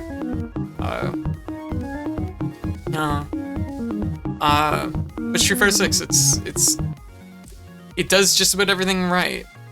I'm like, what was the other one I got? We're all going down to Memphis. There you go. There's another voice cut that nobody would have been able to guess in a million years. But if you happen to type in Memphis by accident, I was ready for you. Sure. Happy New Year's. I'm like, don't worry. I got your back. I got your back on this one. Luke has very good voice cuts. I'll have to get more of them. And also good netcode. I do think Street Fighter 6 does have some problems. It's gonna have some problems in the long run, I think, because I think their drive system is gonna. It's not flawless. It creates its own set of problems, but it looks like they're gonna probably do stuff with it. And the game is a pretty good foundation. It's a good entry point. Ada, how you doing? Happy New Year's. Sleepy New Year's. Yes. It's a good entry point, and if you want to get into Street Fighter, there's probably no better time than this one. It's really solid.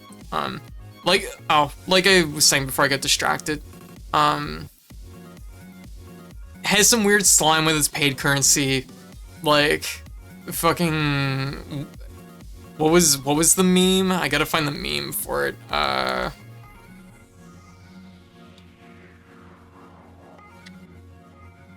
I'm like, do.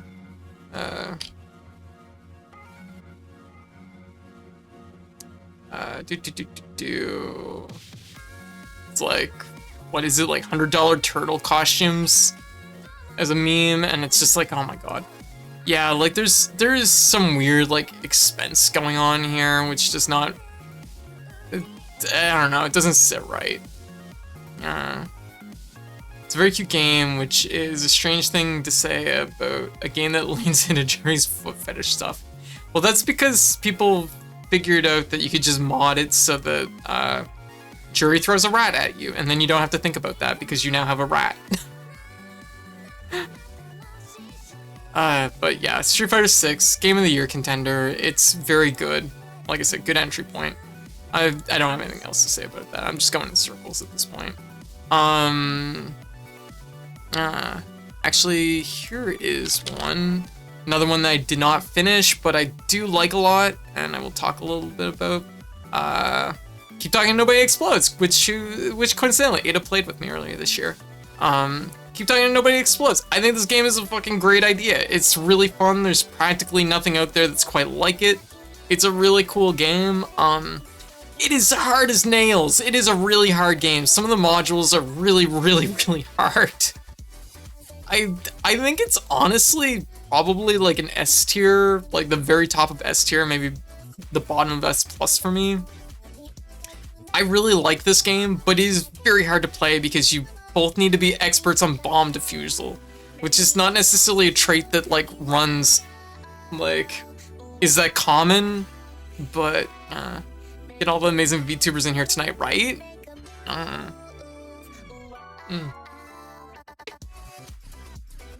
I like Keep Talking Nobody Explodes. It's really fun. I like trying to dismantle the bomb, but like, I know that like to be really good at this game, I have to read the manual too, and that involves reading. It's a good game. I'm gonna put it at the bottom of S plus for now. I've played it multiple years, but I still haven't finished the entire bomb list, and someday I would like to do that. All right, next up is Crab Champions. Do I have it here? This is a game I'm not going to say a lot about because it's still in early access, so this game is probably going to change a lot by the time I actually get to it. Whoa, don't drop it there. There we go. Crab Champions. I'm actually gonna make a separate thing right now. I think it's this, at a row above. I'm gonna just say early access. Early access.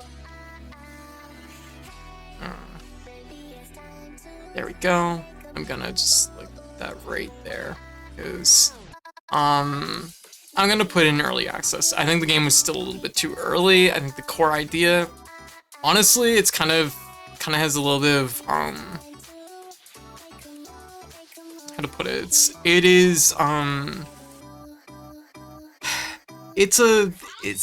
an arena roguelite. I guess like survival roguelite in a roundabout way. Where you just like, you shoot crabs with guns, and you are a crab with guns, and you get different abilities. The abilities seem to synergize pretty well, so that's a good sign. So all like early feelings about it are pretty good. I do think that there is like kind of a weird like I don't know. It's something that I feel like I have to play more, which means I could probably put it on thinking tier more. I didn't want to play too much of it though, once I realized it was still very much in early access. So there's probably room to like adjust things. It reminded me a little bit of EDF, honestly. All right, so moving on. We get Darius. This is an old game. Okay, so this is actually, we've made it to June. We made it to June when we were doing our classics. When we were doing a quarter feed run, which we did for charity, and y'all raised like, I think it was like, what? Was it like 2,000? It was like, I'd have to check to see how much y'all raised. Let me just like find it here. It was, I think, a little over. Yeah, sorry, I'm just like.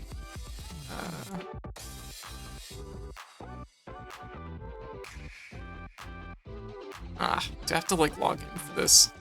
I thought I could just like pull up a Tiltify account.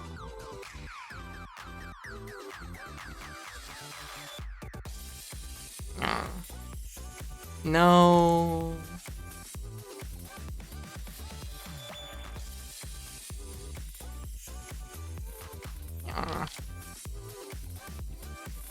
No, that didn't bring it up either. That didn't bring it up either. Fuck. Just sign in. Just do it. I'm like, just sign me in. There we go. There we go. Yeah, we raised $1,136.73 doing Credit Feed Run. So thank you everybody who contributed to Credit Feed Run.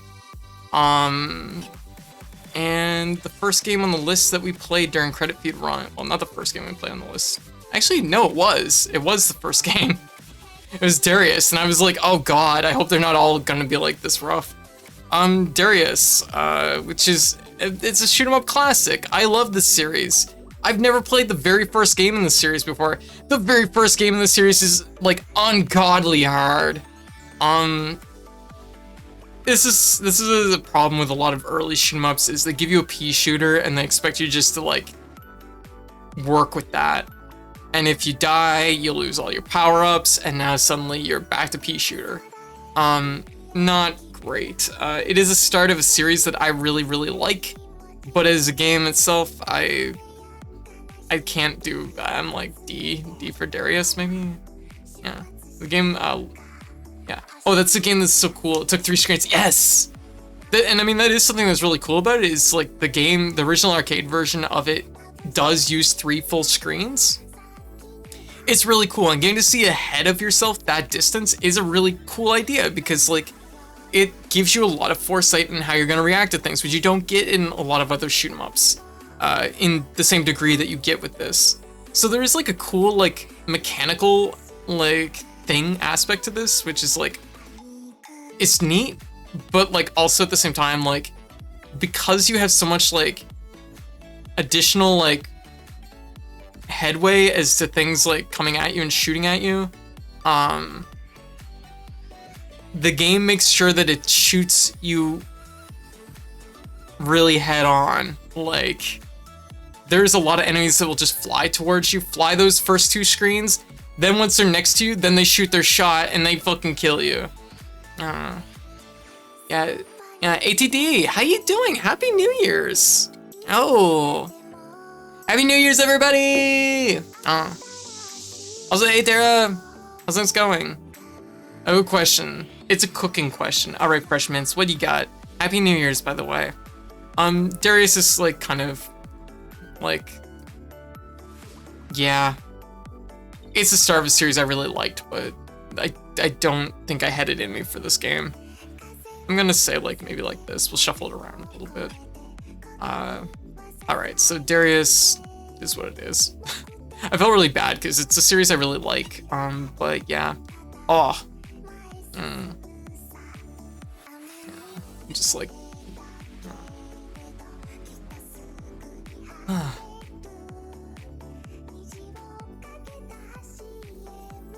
Sorry, I'm just like checking a thing here.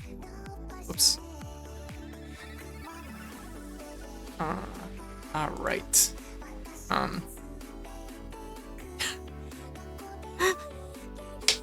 Okay. I gotta know more. Fresh Mints, what's a slutty brownie? Tell me.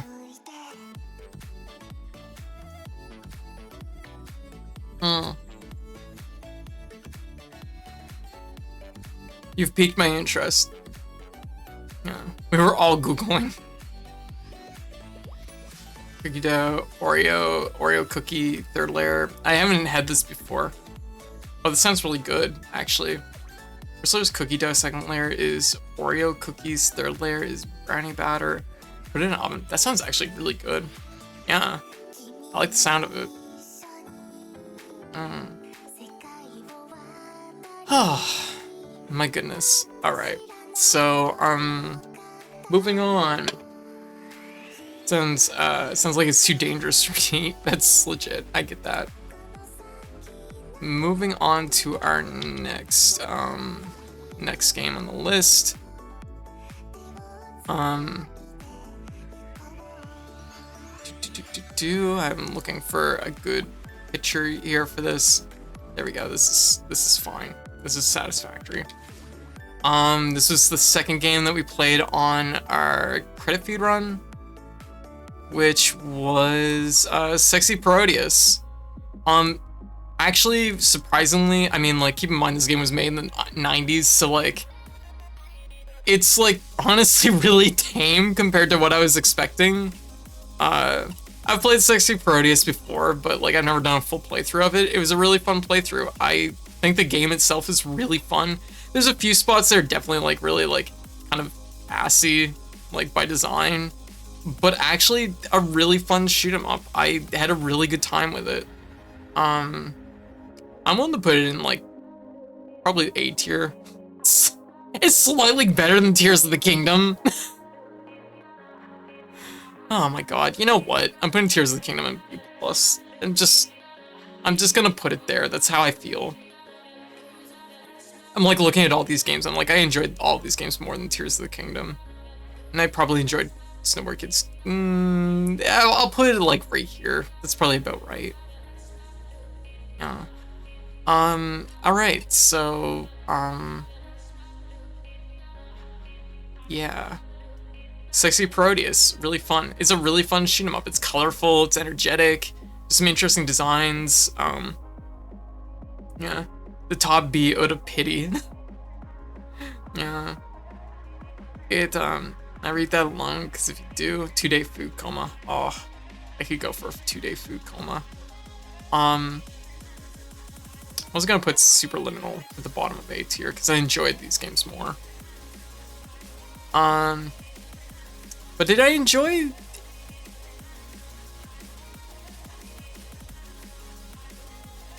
You've done it again, Tears. You're at the bottom of A, but only slightly better than Superliminal, which I'm gonna move down just a little bit because, yeah, maybe like this.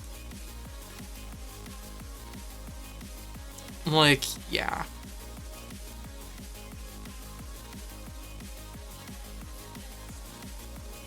Yeah, okay. Moving on. Okay, next one is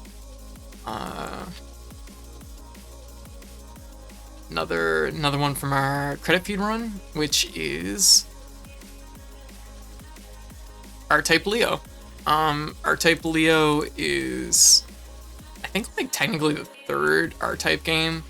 I think it's the third R-Type game, even though Super R-Type did come out between, but Super R-Type's just a remake of 2, kind of, or reworking of R-Type 2. R-Type Leo is really good, really solid, interesting areas. It's got a slightly different aesthetic, kind of more, like, it's strangely, like,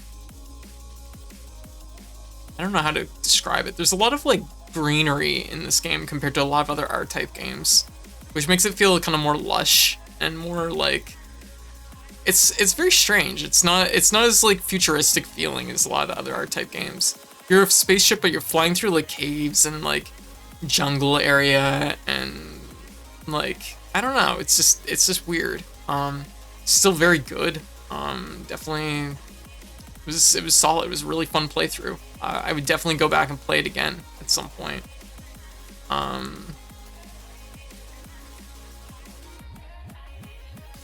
Yeah, I guess that's fair.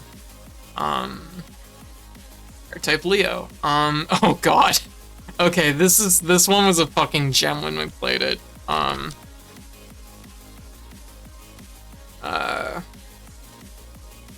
So I've long said that like I've played every single Castlevania, well, Not every single Castlevania game. There's only been a few Castlevania games I haven't played, and I've always had to make an exception for this one game. I'm like, well, I haven't played the PS2 Castlevania games, and I haven't played Haunted Castle. Fucking Haunted Castle. Haunted Castle is basically an arcade version of the first Castlevania, but it's definitely like clunky. It's not. It's kind of weird. I've never fucking played Haunted Castle, and yeah, like this fucking game. Oh my god. It's we have yeah. That's the sound that I said. This was my first year. This was my first year? Question mark? Yeah. That sound really says it all about Haunted Castle. I played it, and I actually playing Haunted Castle. New donation from Archmortal. Yo, thank you, Archmortal. Thank you, much appreciated. I stand by my opinion that Tears of the Kingdom is just Breath of the Wild. If you gave Link a bottle of glue, yes, it is. It absolutely is. Aw, thank you, Archmortal. Much appreciated. But Haunted Castle is if you're gonna play Castlevania, just play any other version of Castlevania, really. If you're running out of Castlevanias to play like I was, this is an unfortunate fate that you have to eventually meet, I guess. Haunted Castle sucks, but it has a fucking awesome soundtrack. Yeah, it's like a lot of arcade games where it gets the benefit of like an arcade soundboard, which is nice, but also like, yeah, playing Haunted Castle. This is my first year playing Haunted Castle. Oh, what did you think? What did you think, Rachel? I'm curious. Where on the tier list does Haunted Castle go for you? Yeah, you played it more than I did. I know that much. I'm not gonna lie. I get to this game. I played it for like probably an hour and a half. Yeah, I played it for an hour and a half, and I actually bowed out. I made a deal that I would donate so much money for every game I bowed out of. This is one of the games I bowed out of because I was just like, this is not a good time. I'm gonna put it in F tier. I don't think there's any way I cannot put it in F tier. I'm gonna put No. Overwhelm is maybe worse than Haunted Castle. I beat it, but I never want to do it again. That's fair. Also, if you don't follow Rachel, definitely drop Rachel a follow. Rachel fucking played Haunted Castle, so there you go. Like, that is strong, powerful. Rachel does rule. Agreed. All right. Next. Holy shit! I don't think I've ever seen like the cover art for this game. Holy fuck. I'm not gonna lie. The cover art for this game might have actually bumped it up a few points for me. So next up is Echo Fighters. I've never seen the cover art for this. I'm gonna put it right here, but I'm also gonna put a enlarged version. Look at this! What is going on? There's like a fucking skeleton robot, and there's this guy up at the top here. Holy shit, this cover is everywhere. This is doing it all, and like there's a robot thing with arms in the background, and there's like a weird like Loch Ness monster thing spitting a laser. Oh my god, there's so much going on. Well, jeez. Why settle for one when you have it all? Exactly. So Echo Fighters. Okay, so this game comes with a caveat. When I did the playthrough of this, normally you can like kind of twin stick manipulate your aim in this game. And I did not have access to that, so I was stuck aiming in like a single direction when the game is very clearly designed to give you like the ability to rotate your weapons back and forth. I don't think it's actually twin stick. It's not twin stick. I shouldn't have said it that way, but you have the ability to rotate your weapons in this game. I did not have access to that because of the way it was emulated. So unfortunately, I didn't get the best playthrough of it. I have played this game before, and I think there's a lot of good in this game, but yeah, like, so I didn't really get a full experience for it. I might even like put that this might be the first game I put in thinking. I think honestly the bit I did play though was very good. So like it could be like an A, it could be like an upper B. I feel pretty okay putting it in here with like Metal Black and Ginga Force. It was a cool game, you know. Lots of fun designs. The design work in this game is stellar. It's like mid-90s Capcom, like peak. Has a lot of the same energy that Battle Circuit has. You know, it's definitely like kind of the golden era of like Capcom games where like their art style is just immaculate. I mean, you can tell just by the box art, right? So, ooh, here's another one. What time is it? God damn. Also, I mean, like, seriously, like, look at this boss. Like, the boss built a giant mecha version of himself to spit things at you. Like, not even an entire body, just like a torso. Just a bust of himself. Alright. Next up is... no. That's not how the... Oh, no. Let's see what we're coming up against soon. Yeah, alright. So, next up is Battle Grega. This is a shoot 'em up classic. It's peak aiding shoot 'em up. Extremely good. It's very fast, it's very hard. But it is very good. There is a reason this game is like still played a lot even today, and even I think actually, if I'm not mistaken, got a PS5 re-release just recently. Might be a PS4 re-release. I forget. These two generations have blended together to a little bit. It's like some kind of unholy combination of Star Fox and Goemon. I sell for one. That's the Loch Ness Monster. That's the giant Pez dispenser. You're right. Battle Grega is at the very minimum an A tier. I think if I was more of an expert at like these kind of this tier of shoot 'em ups, I probably have liked it more. But this is like kind of like the early. This is like an aiding shoot 'em up, which is kind of like a little bit of a precursor about the same time as Cave getting into their shoot 'em ups, which you're talking bullet hell. And like when I say you're talking bullet hell in this situation, like it's hard. It is very hard. Really good game though, really fun bosses, good design work. It's very like it just sticks to its theme pretty tightly, I guess. But yeah, like boy, I know people who look at this list and look at R-Type Leo and Proteus as being higher than Battle Grega and like lose their goddamn minds.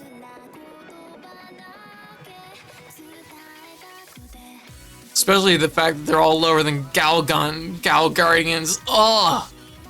Fuck. Ugh. This is me, like, if I was letting society dictate where this game falls, it would absolutely be up at the top of S tier, probably, but this is my personal feelings.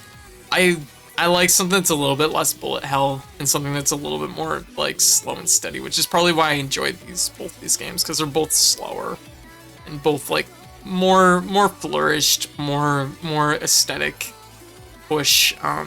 This is like a very grounded aesthetic. If you've played something like Raiden, you'll kind of have a better sense of like what to expect from this. It's like tanks and planes and stuff like that, you know.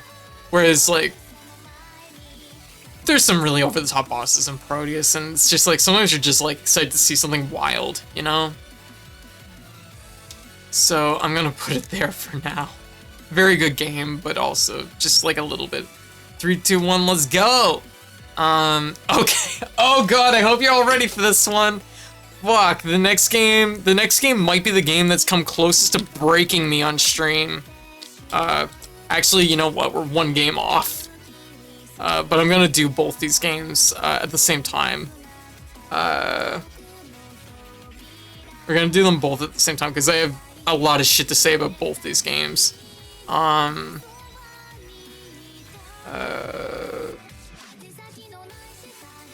Do we have,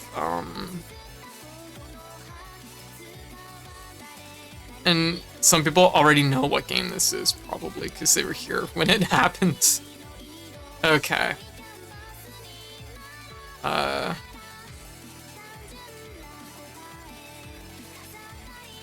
I'm getting the names. Just one sec. Okay. To be clear, to be 100% clear, I played the arcade versions of these games because it was part of our credit feed run. The arcade versions I found out after the fact are actually like considered like the worst versions of this game. Are considered like the arcade version is not as good. Your accent is so cute. Aw. Well, I'm glad it's cute. I always worry it's annoying. Okay, the first one up is King of Monsters. Okay, so this game, I remember playing this as a kid, and I remember just like having a great time. There was big monsters, and you could knock over buildings, and it's like you could like slingshot yourself around, and it was just like I was just like, it's a fighting game, but it's like kind of this is like a fighting game that's like got more beat 'em up blood in it than it does fighting game blood, if that makes sense. I've heard it's a wrestling game when it comes down to it. It's a wrestling game before it's a fighting game or a beat 'em up. Punch Punch. King of Monsters, the first one is like kind of okay. I tried to like, I'm like, okay, I'm an adult now. I played this game as a kid. What it is cool. And that's the thing, this game is cool. Like the sprite work in this game is cool, the big monster, you can be a giant beetle. I love giant beetles. Whether it's good or not, it's so cool. Exactly, and you can have games like that. That's absolutely a thing.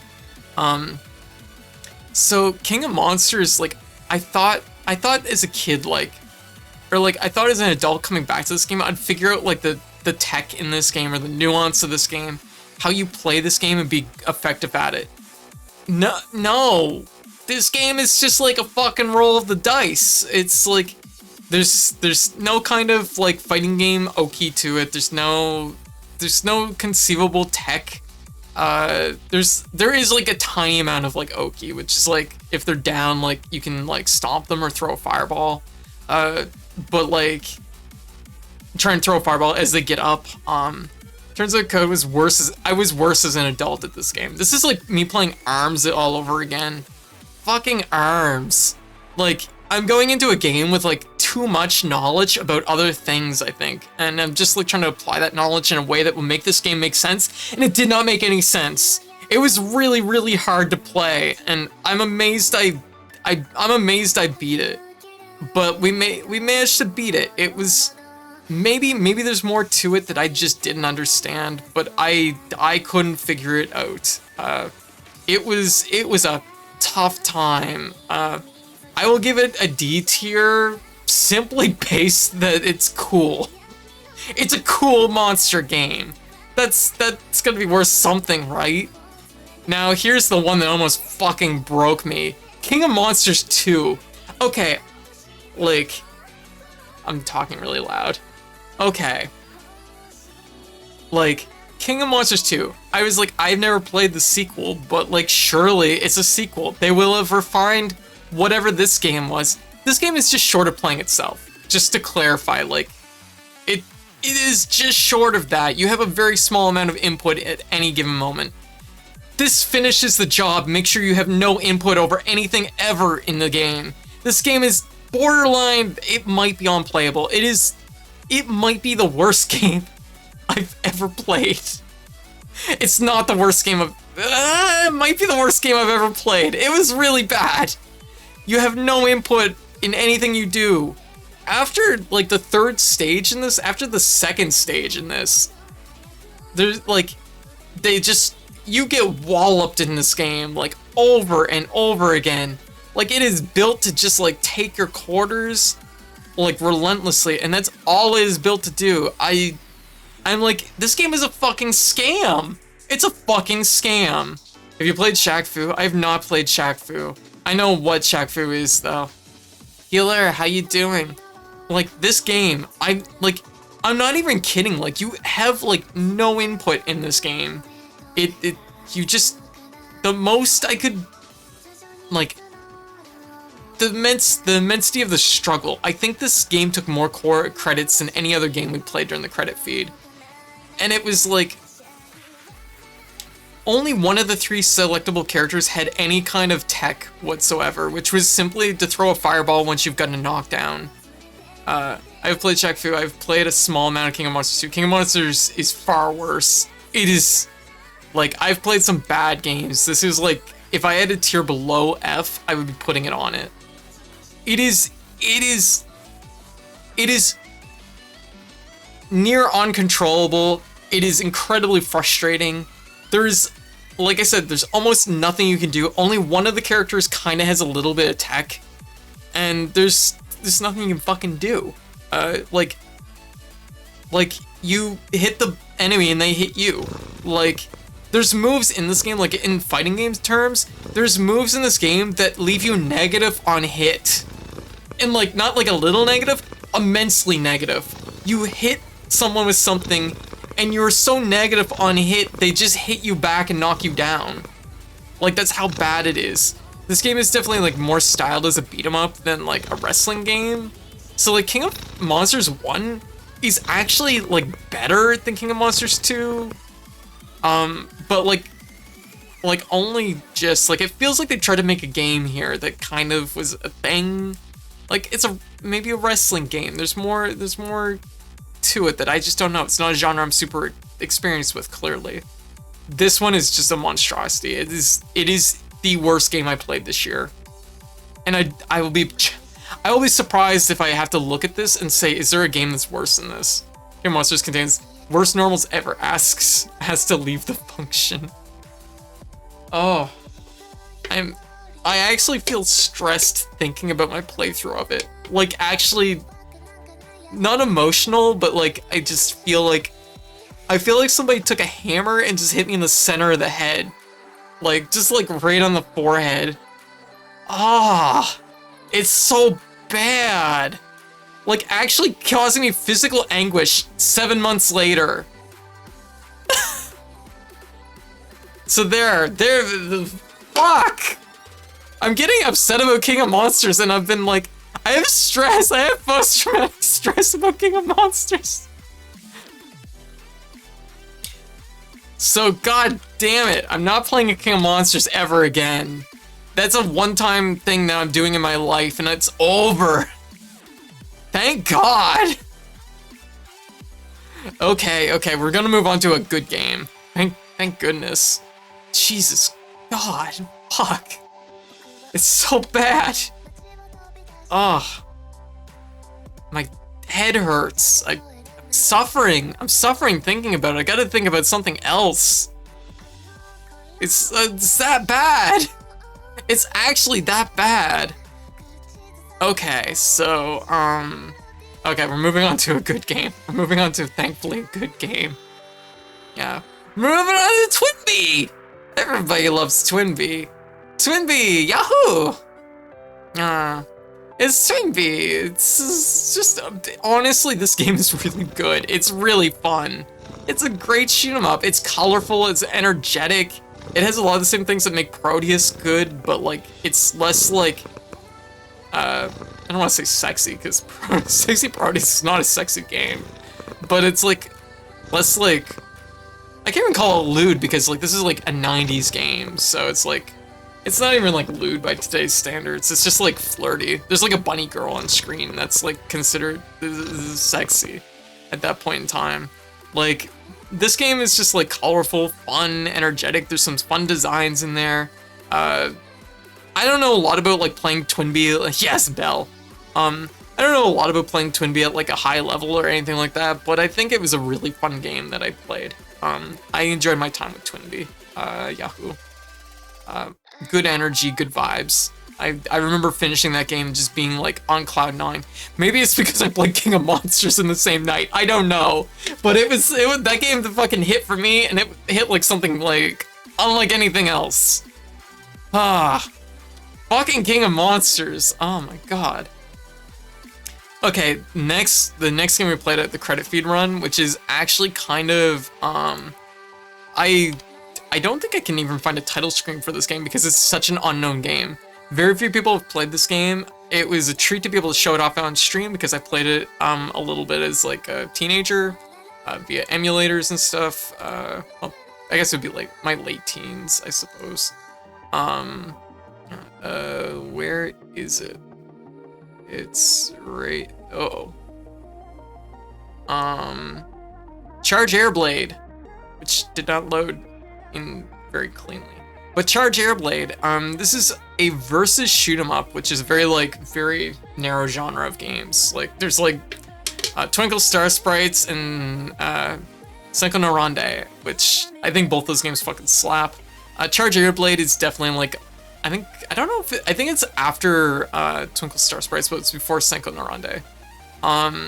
Charge Airblade, it's pretty cool. It's very like Raiden style. It's a very Raiden style game, but like you're against another ship that's flying away from you, kind of, and you're shooting at it, and it will eventually trigger a boss mode, and it's basically like a shoot 'em up if it was all boss rush. I actually think the game's pretty good. I think it's pretty tough, but I think like it's a fun idea, and I kind of wish there was maybe a few more shoot 'em ups that capitalized on this idea.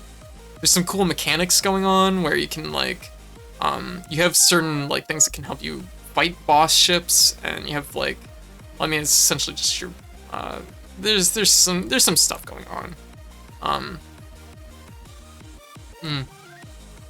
It was good. I had a good time with it. It was fun being able to play the game in full. It was very hard at the end though. It was very hard, and it's maybe like the only thing about it is that it is very like you play it in a very specific style. And it does kind of play out the same way probably just about every time. The AI is not what you call like hyper dynamic, which is something that you kind of look for. But to play it against another person would probably be maybe engaging. I don't know, but it was okay.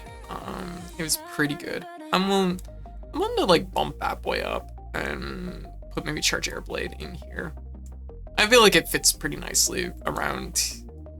Yeah, that feels like a good spot to me because like Armored Warriors was stellar, Battle Circuit was really stellar, Charge Airblade was like solid. Warrior of Fate is still like, that is such a surprise from the Capcom beat 'em up collection. This game I didn't know anything about it, and then I played and I was like, this is a really good beat 'em up. I don't like, you don't need, but like it's story stuff is I guess around Three Kingdoms or a manga that's based on Three Kingdoms or something. I don't know anything about that, but it's a really good beat 'em up. So it's still really fun. Alright. Oh, here we go. Here's another classic shoot 'em up. We got a lot of shoot 'em ups all in one go. This is like I said, it's a classic. Uh-oh. Watch how I'm dragging stuff here. It's Batsugan. Batsugan it's really fun. It's bullet hell, but it's less strict than Battle Grega, so I like it more personally. I'm willing to put it like in here, about right here. I think that's basically it. Battle Gregor. I really enjoyed my time with it. It's a little bit more, like I said, it's less strict than Battle Grega, which is honestly probably the biggest thing that it has, like, that helps, like, elevate it for me, because I just don't like bullet hells that are, like, really, like, rigid. Oh my god, and the next game. Oh my god, the next game is, like, this was a ride. It's the playthrough where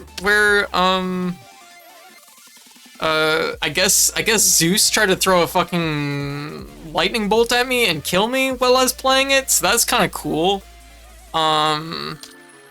Yeah, I'm looking for the, oh my god, arcade game. Here we go, found it.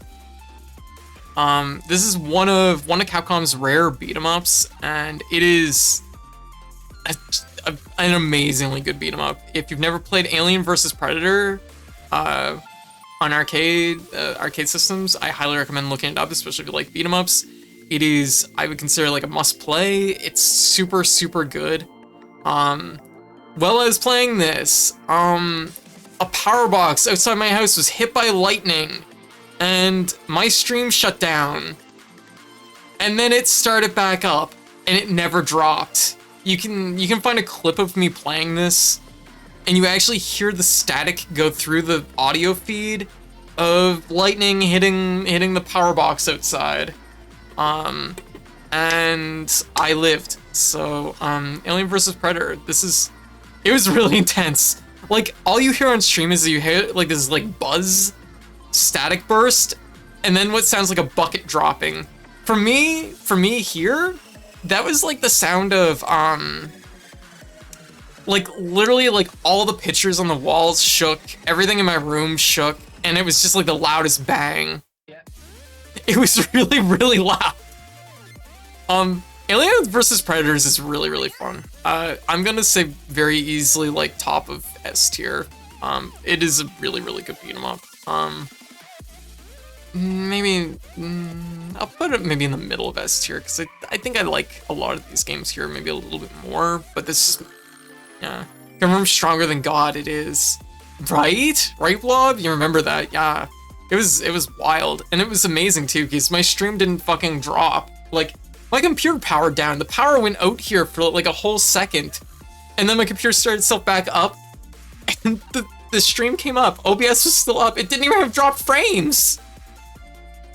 And I'm like, are we still live? I'm like sitting here because I'm like practically like, I'm like, the computer started back up. OBS is up still. Windows didn't even shut down. That is still like, that is a mystery. It was a wild go. It is a very like, it's like, I've never experienced anything like that before. It was very, very bizarre. So, Aliens vs Predator, Stronger Than God, confirmed. Oh, here's a really good one, and we actually were going to talk about it. It came up earlier. Waiting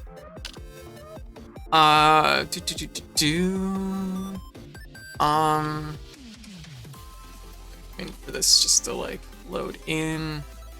Okay, so we did Dungeons and Dragons, Shadows over Mysteria or Mystera. I'm gonna use this picture, I guess. I put kind of the wrong one in there, but this is like, it's a collection, so it's the second game in the collection. Once again, another really good Capcom beat 'em up. Yeah, very solid beat 'em up, extremely good. If you've never played the Capcom Dungeons and Dragons beat 'em ups, you're in for a treat. If you like beat 'em ups, of course. It's very, very solid. So it was a really fun playthrough. You can tell that this is absolutely what inspired Dragon's Crown. It's a really good game. I don't have anything really strong to say about it, but I do think like I did have like a little bit of a weird bug when I was playing this where I like was strangely double blinded, I think, but overall the game was still really fun. I'm gonna put it like maybe like right in here-ish. Right in here-ish. It's a very good game though. I don't have anything really negative to say about it. Maybe got like slightly repetitive towards like the last little bit, but not even that much. Yeah. I think I like the fact that Aliens vs Predator has some really like nice fighting game inputs in its beat 'em up, which makes it feel like especially nice, especially enjoyable. The more I think about it, the more I'm like, Also, Alien vs Predator really should have been the Capcom beat 'em up collection. That was a real big miss that they didn't get that. It's a shame.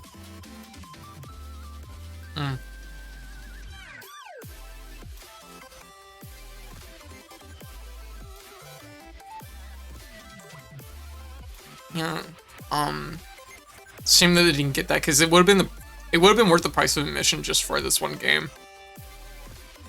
All right. So, next up, Princess Farmer. Princess Farmer is really good. It's really cute. We had a good time with this game. Princess Farmer. If you want like sugary sweet, like puzzle action, 100% recommend puzzle or Princess Farmer. Hey Luffy, how you doing? It's a very gay game. It is very gay, and it's like, it's just pleasant. This is one of those games that like I think would make a very good like decompression game where it's just like, had a hard day, I just want to play a little bit of Princess Farmer. It reminds me a little bit of Wario's Woods in a weird way, and I like Wario's Woods a lot, so this game hit pretty well for me.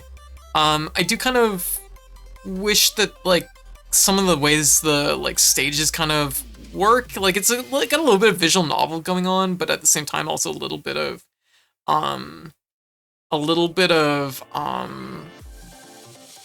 like, how to put it, like every puzzle, every stage is a little bit different, which makes it a little bit unusual than your standard puzzle game, but I think it's like to its benefit oftentimes.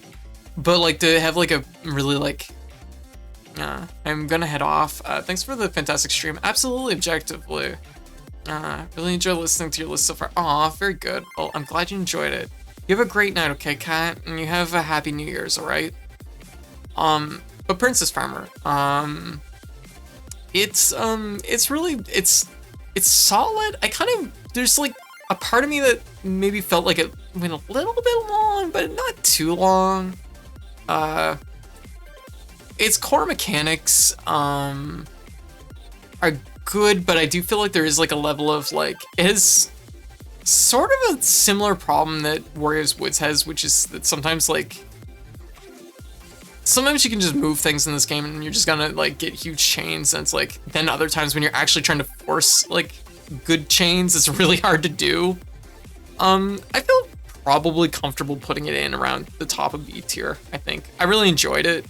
I think like there's something about it that maybe like the concept could have been pushed like a little bit farther or something, but it's good. It's just a really good decompression game. If you're looking for something that's really chill, I highly recommend it.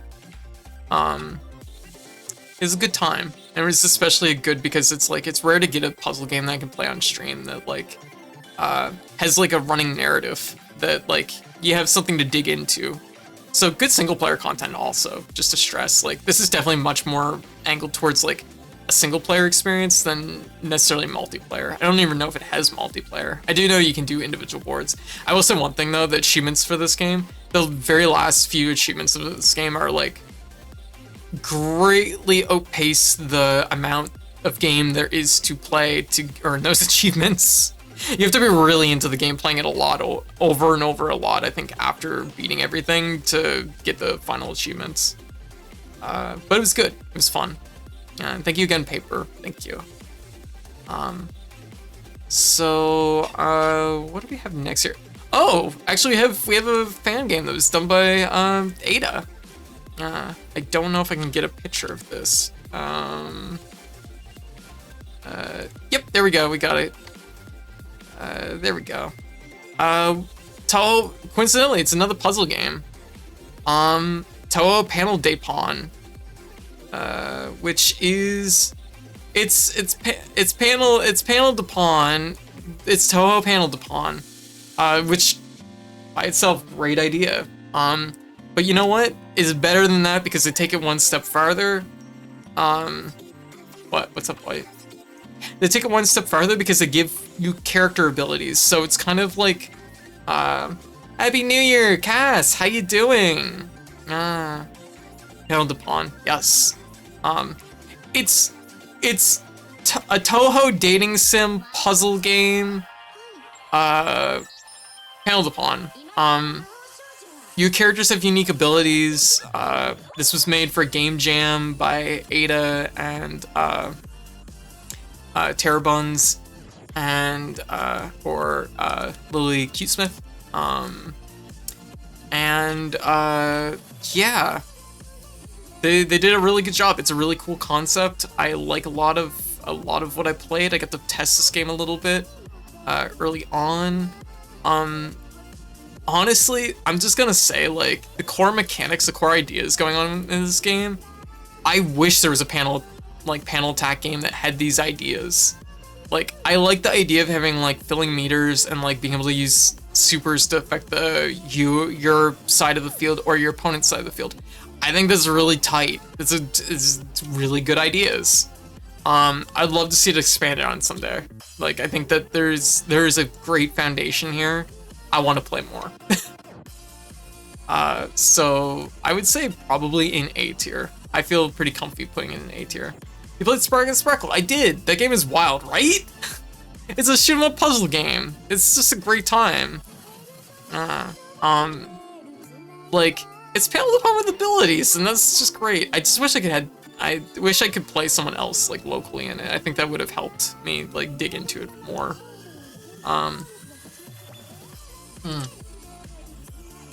And the story mode in it's very funny. I recommend it.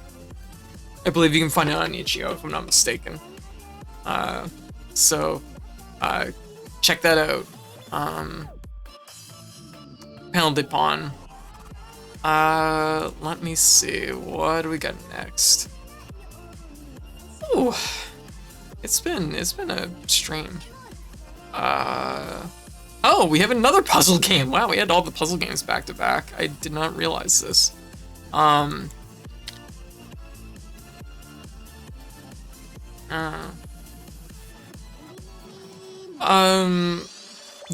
The version I played is not the S Tribute version. I will just stress with this. Because S Tribute version might be different than the version I played, but this is the first image that popped up. Cleopatra's Fortune. Cleopatra's Fortune is a puzzle game I've always liked the idea of playing. And I like a lot of ideas in Cleopatra's Fortune. I just think this game is obscenely hard. When you start getting up to, like, around level, like, 60, 70, it is so blazingly fast, it's really, really hard to play. Up until that time, though, the game is, like, it's, like, not the hardest thing in the world. You basically build little, like, you use blocks to box in mummies and then turn them into gold. And it's a cute idea. It's got a little, like, Egyptian thing going on. And there's, like, you build your treasures up that way. You bury the mummies, and it's a cute puzzle game. It's really cute. It reminds me a little bit of the Pac-Man puzzle game too. A good earworm theme as to count for something. There is a sound effect. Yes, I actually can play that sound effect because it's still on my desktop. Every time you do a thing in this game, Cleopatra makes a sound, and I love the sound she makes. It's that sound. Not that often, but she does that sound, and it makes me laugh. Like, Cleopatra's Fortune is, like, a puzzle game that I think has everything I would like from a puzzle game. I just wish it had, like... I wish it had, like, a versus mode, or just, like, something to, like, kind of bring it... Like... I don't know, like... It's an arcade puzzle game. It's a different, like, genre. It's a different beast than, like, a lot of other puzzle games, I guess. So, like, you're just playing, add that sound to, I am gonna add it to the soundboard. I wanted to see if I could clean up the sound cut of it a little bit, but, it's hard to get a clean sound cut of that. Thank you again, Paper, for clipping that for me, though. I appreciate that.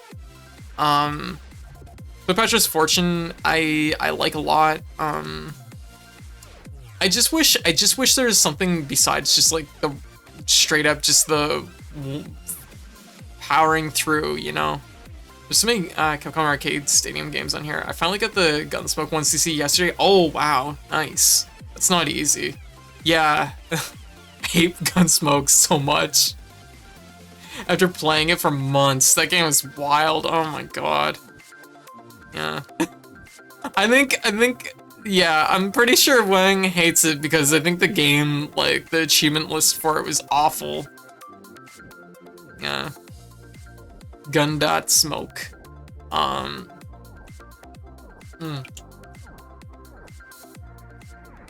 Twitch makes it a link. Oh, okay, that makes sense. Cleopatra's Fortune. Where would I put this? This is a game I really like the idea of. I like everything. I like the way it plays. I just wish that like it was. Sometimes you get games where like the difficulty dials up like too suddenly, and it's like at stage like 60, it just feels hard to play this game. And there's still like another like 40 stages beyond stage 60. Like, you know what I mean?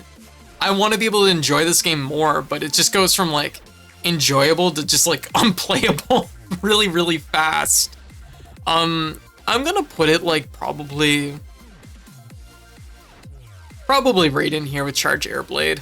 I like the game a lot, but I wish it had like a sequel that maybe made it more like built upon in like kind of its modes and structure.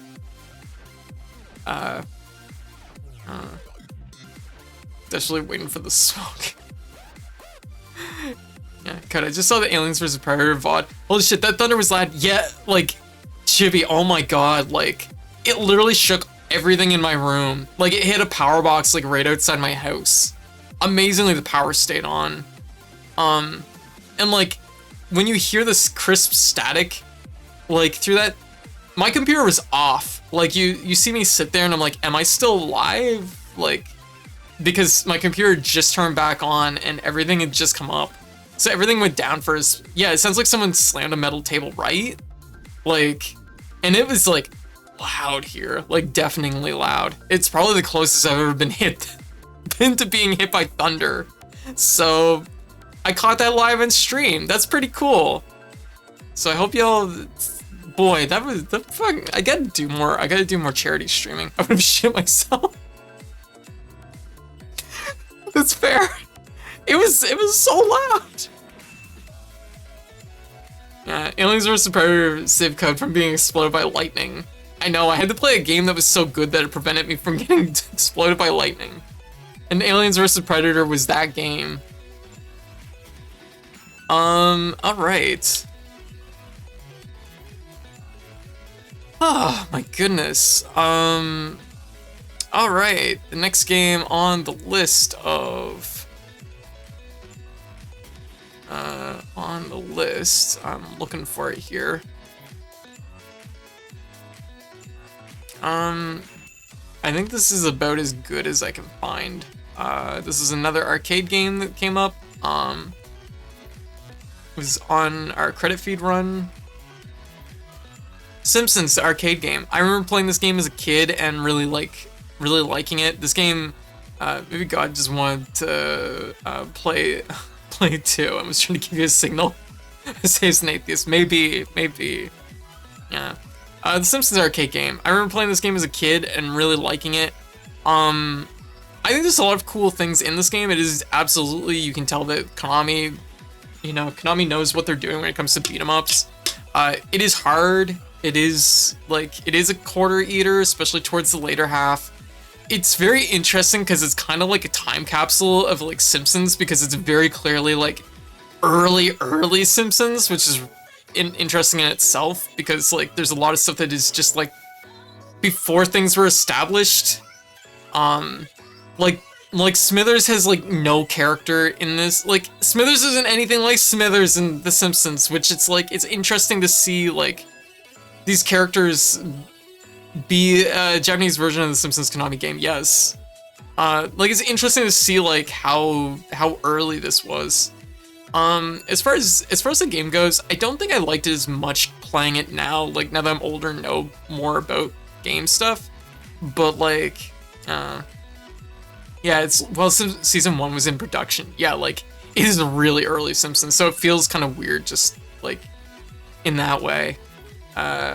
Yeah, the Japanese version of is way easier. Gotcha. That's good to know. I think we played the American version. Which is why Marge has bunny ears under her hair when she gets electrocuted. Yeah, they make a lot of references to Matt Georging's other work. I forget what it's called. I forget what it name's eluding me right now. But it's like It's Life and Health. That's it. Thank you.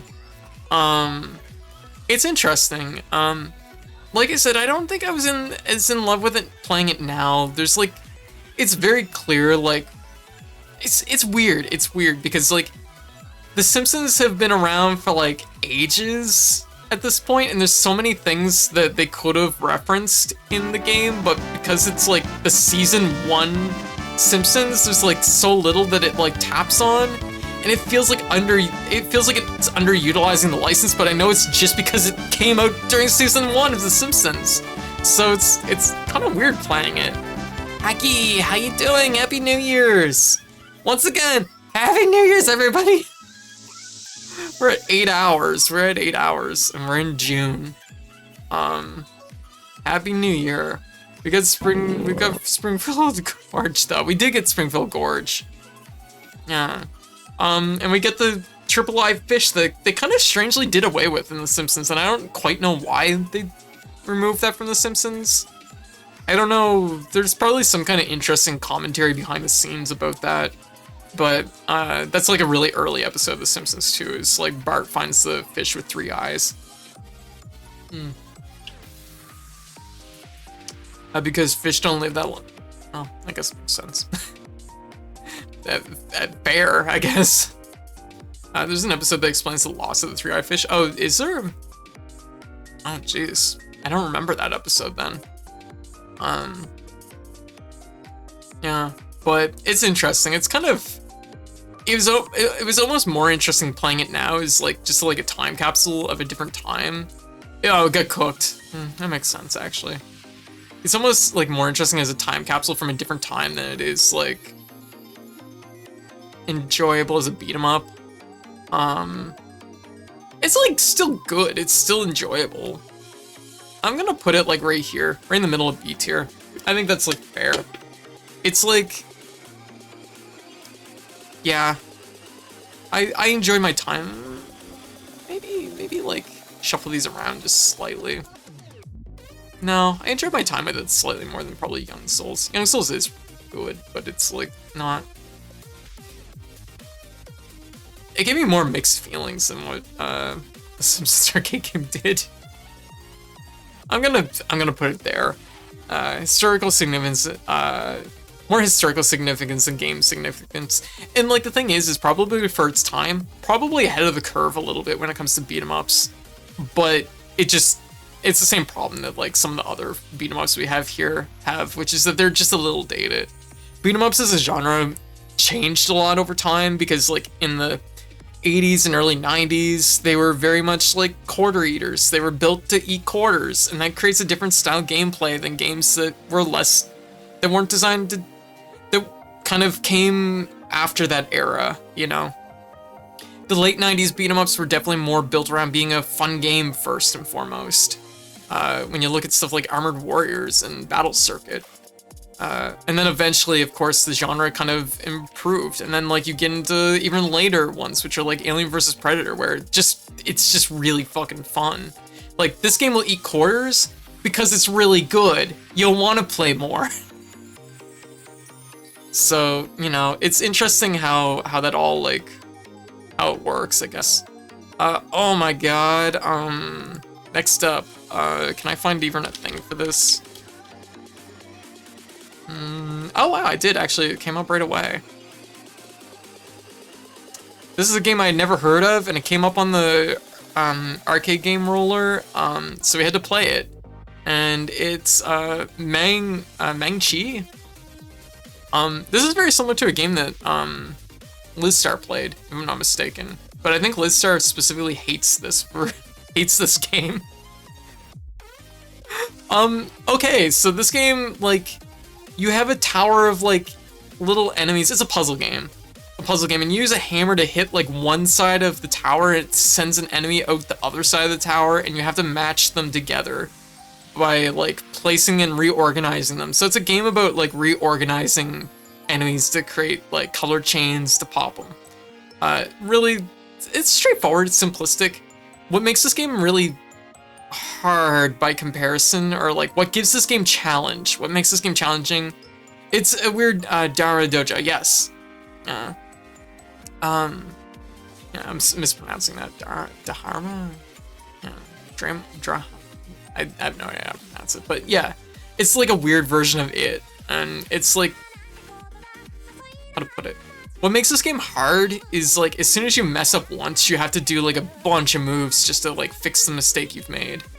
Oh, I was pronouncing it perfectly? Okay.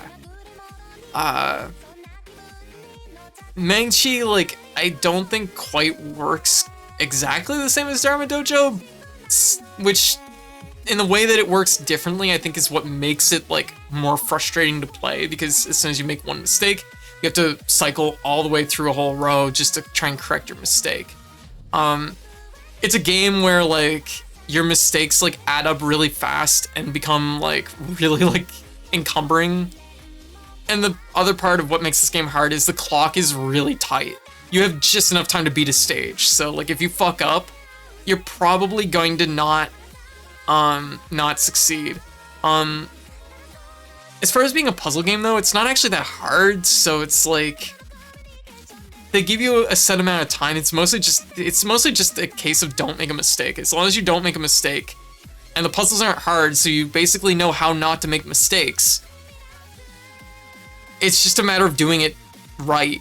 So, in the words of the great, legendary Keat of Legend, who also loves puzzle games, he's a puzzle game aficionado, he would dub this probably a trash sorter, which is a special genre of puzzle game that Keat invented, which there's no real puzzle, you're actually just moving things around to... you're just moving things around. But the thing is I didn't hate my time with it. It was short. It does its thing. It does punish you when you fuck up, but it's not like the worst thing I've ever played. I'm gonna say it's a C tier. I actually enjoyed my time with it, but it's like, this is like a solid like 7 out of 10 kind of thing. Maybe a 6 out of 10. I haven't been spoiled like Liz for Dharma Dojo. That's something I'll probably play at some point. So I'll play Dharma Dojo and then I'll probably hate this game. I'll probably be on the same page as Liz. Oh, here we go. Here's a treat. This next one was a good one. An absolute gem of a beat 'em up. If for anyone that hasn't played it, I gotta find a good picture. Oh my god, are you kidding? Oh, it's a really cool. Oh yeah, that's right too. There's gonna be a remake of it. Or they're like making a comic book sequel to this game. I'm like trying to find like, yeah, this. Unfortunately, this conveys nothing of the game, but Ninja Baseball Batman, which is trying. It's a beat 'em up that's in the style of this beat 'em up is so like, how to convey what this game is like. It's almost like it's clearly wanting to be like Ninja Turtles, but it's like, it feels like it was made by a bunch of like, the concept was like just like a whiteboard of ideas of like, what would American gamers in the 90s want? And it's like ninjas, baseball, Batman. Yeah, some dude at IRM's American branch came up with the idea. Oh, there you go. And like, that's the thing, is it feels very like tailored around the idea of what's gonna appeal to American gamers. That's amazing. I didn't know that like it was from IRM's American branch. That makes so much sense. It dinosaurs right there and chose not to go. Mom, that's true. But so that's where the name Ninja Baseball Batman comes from, and Cadillacs. There's also an enhanced port semi-sequel due out sometime. I heard that, and then I heard that it got converted into a comic book instead. It's gonna be a comic book, and I don't know. I have no idea. I forgot what the deal. Yeah, I don't know what the deal with that is, but I saw a picture of it while I was looking for the title screen. This game is really good. It's a really fun beat 'em up. It's really engaging. The animations almost have like a Tex Avery quality, where the animations are like over the top. There's some wild things going on there. It's very clearly like American culture through like I guess like a Japanese lens, which is interesting. I'm gonna say it's every bit as good as yeah, no, I'm gonna say I enjoyed just as much as Aliens vs Predators. It's really fun. It's an S tier beat 'em up. There's inputs in there that you can there's special inputs for each character. It maybe lacks a little bit in defensive options compared to some of the later beat 'em ups that exist, but it's very clearly a late gen beat 'em up, a late 90s beat 'em up where, you have a lot of control. This game does, by moments, it is kind of mean by moments. If you get knocked down, sometimes the enemies can really wail on you, especially later in the game, but it's very, very, very fun. If you're gonna dig into beat 'em ups on MAME, download it. It's a must play. If nothing else, just for the pure spectacle of the animations in the game, because they're really good. They're really fun. Okay. We're gonna be moving on to. We're moving on to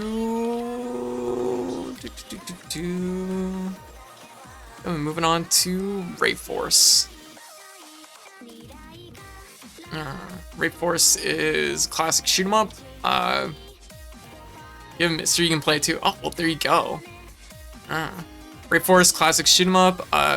Its main mechanic is that you can shoot at things in the background while also shooting at things in front of you. What's up, White? White. Oh, you gonna go to bed? All right. You have a good night, okay? You go get some rest. Also sent you a thing earlier. Okay, let me take a look. Oh, that's pretty good. Hey, that's looking really good. We'll have to talk about that. We'll have to talk about that tomorrow sometime. Ray Force, really solid shoot 'em up. It gets a little bit, there's a little bit of a thing I noticed when I was playing through it this time, because I've played through it a few times before. There's some mean projectiles at the end of the game, kind of strangely mean. I think it's good, but also it's right in the sweet spot of the era of shoot 'em ups that I like. So I generally like Ray Force, but I have to admit, like I said, going back to it, I felt weird about it. I felt a little bit weird about it, which I think has maybe more to do with just I played a lot of really good shoot 'em ups at the same time. There's some mean shots in this. I think the mechanic where you shoot things in the background is really cool, but I don't think it's as utilized as it is, as much as it could have been. And I think actually the sequel to this does a kind of a better job with that.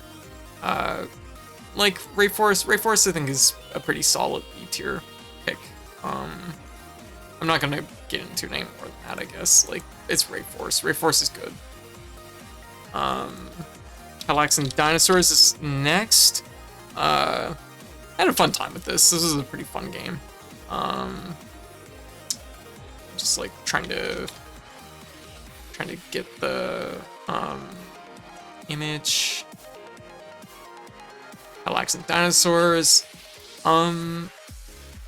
Yeah, it's a Capcom beat 'em up. It's kind of middle. It's right in the middle of their older beat 'em ups, but also not quite as new age as their newer beat 'em ups, and it feels that way.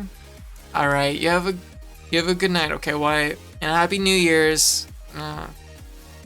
It feels right in the middle of all of them, so it's a little bit more playable than King of Dragons or Knights of the Round, but not really fully. I feel probably center B, just right in the middle of B tier. Man, so many people are gonna hate me for putting Clino in the middle of B tier. And probably, I don't know. I don't know what the feelings are. If people like Klonoa 1 more than 2 or 2 more than 1. I think the first game is better by like quite a bit actually. 2 is like a case of like 1 is tight. Like Klonoa 1 has like a tight quality about it, whereas 2 just feels like, I don't know. There's like areas that are just like really long and really empty, and it's just like it feels kind of dry to me. I don't like. I only played Klonoa 2 back in the day. I remember it fondly. Yeah, like, and that's the thing. It's like most people remember Klonoa 2 fondly, so and Klonoa 1 fondly. So it's, I don't know how I feel about it. When I played it, like, it's like okay.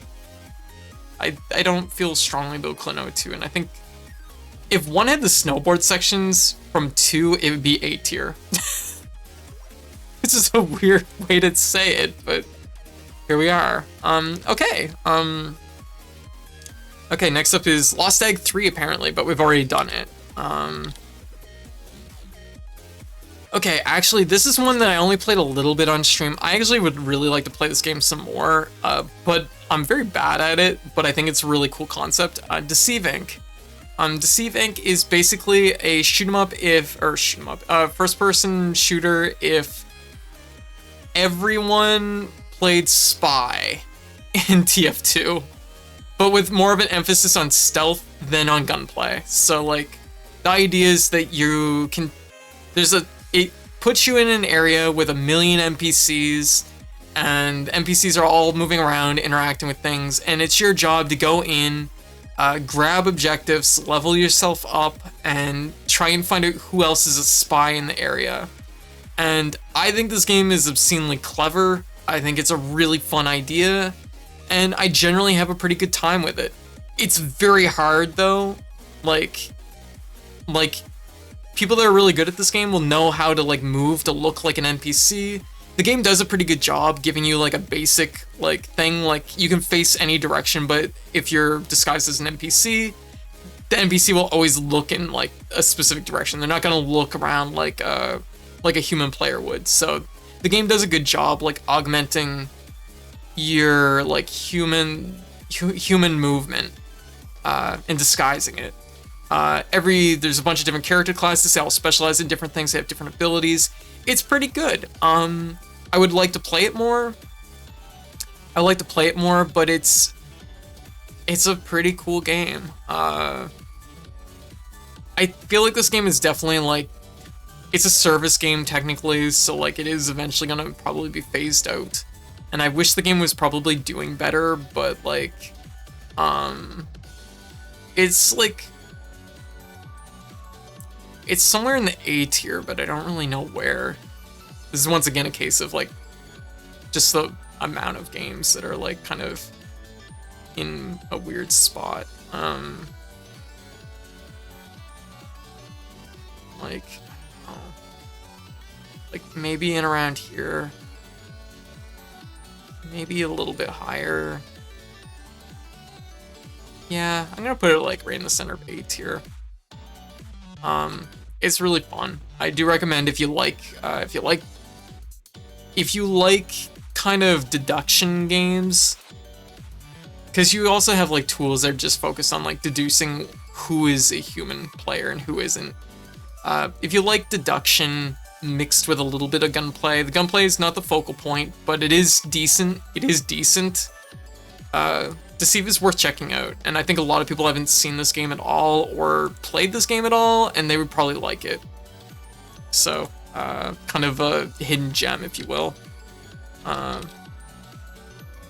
Okay, here's one that I'm going to go back to this year and finish off because I think it is a cool game and I like it. I'm gonna save my list again just to kind of just make sure that I have it in case everything falls apart.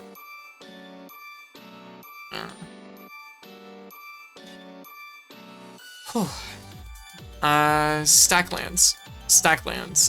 This is like a card game city builder, RTS? I don't know what you call it, but it's It's a game where everything is a card, and you raise your little human society up from eating dirt and twigs to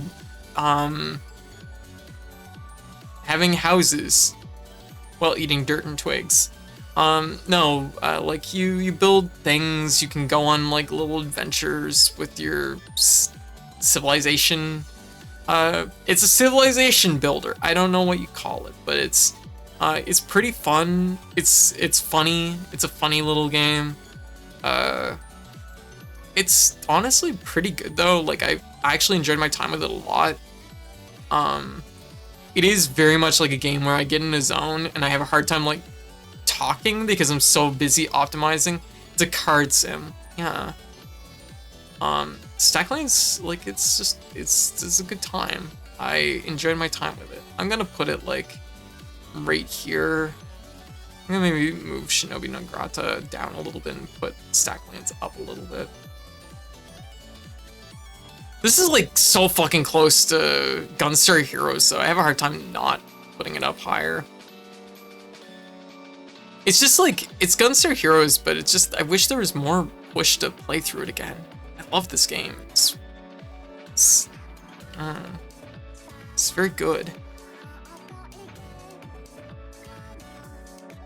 Okay, next up we had Donpachi. Which is the first game in the Dodonpachi series. Some people forget that it started with Donpachi and not Dodonpachi. Which is a shoot 'em up series. It's bullet hell. Yeah, I still never. Oh, you should play Donpachi. So here's the thing about Donpachi that I kind of really like. I like some of the later games in the series a lot. The first game I never played until this. I might have played it a little bit, but only like just like probably like a credit or two, and then like moved on or whatever. But coming back to it, this game's really good. It's like, it's right before bullet hell. It's like definitely bullet hell. It's like proto bullet hell, but not to a point that it feels oppressive. It's not like the later cave games that feel obnoxious by moments. I really enjoyed my time with Donpachi. It's like loose in a way that like Battle Grega isn't. Batsugun, it's like looser than Batsugun even.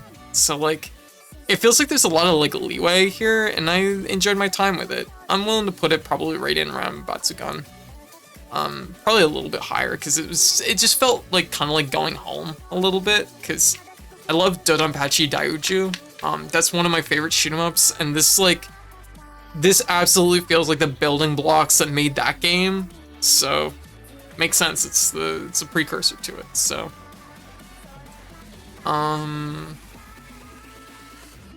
I moved Twinbee down. I like Twinbee was really fun. It was pretty dang fun. It's so colorful too.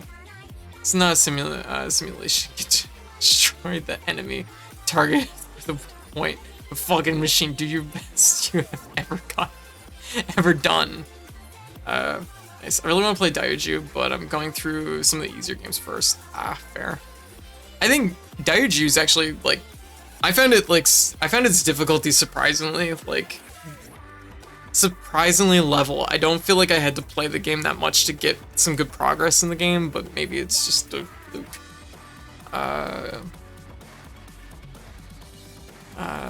Next up. Speaking of games that were like a foundation, I'm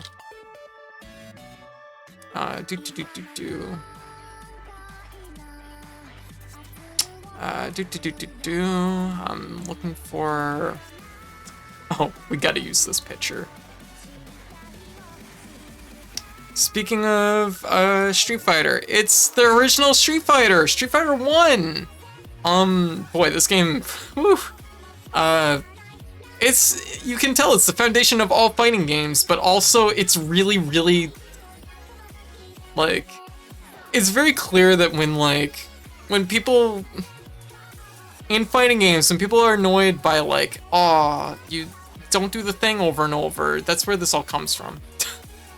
Don't do the thing over and over, stop it. Because that's all the characters do in this game. It's just the same thing over and over. And it'll work, it won't work, who knows? The hitboxes aren't really distinctly clear, but it is the foundation, it's the beginning of Street Fighter.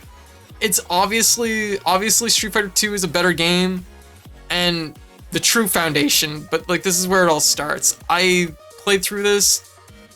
I know a lot of people hate this game. I actually didn't mind it too much. I kind of enjoyed it, but it was like maybe slight it might be like slightly rooted in like masochism as far as why I enjoyed it. I'm gonna put it like probably at the top of D tier maybe. It's clearly not very good in like by today's standards, but it's clear that I can tell like in fucking 1988 or whenever this came out that people were probably losing their minds playing this game.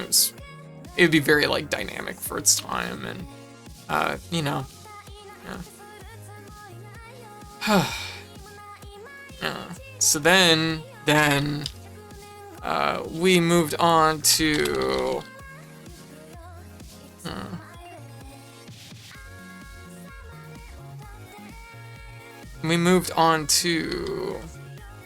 just waiting for this to load in.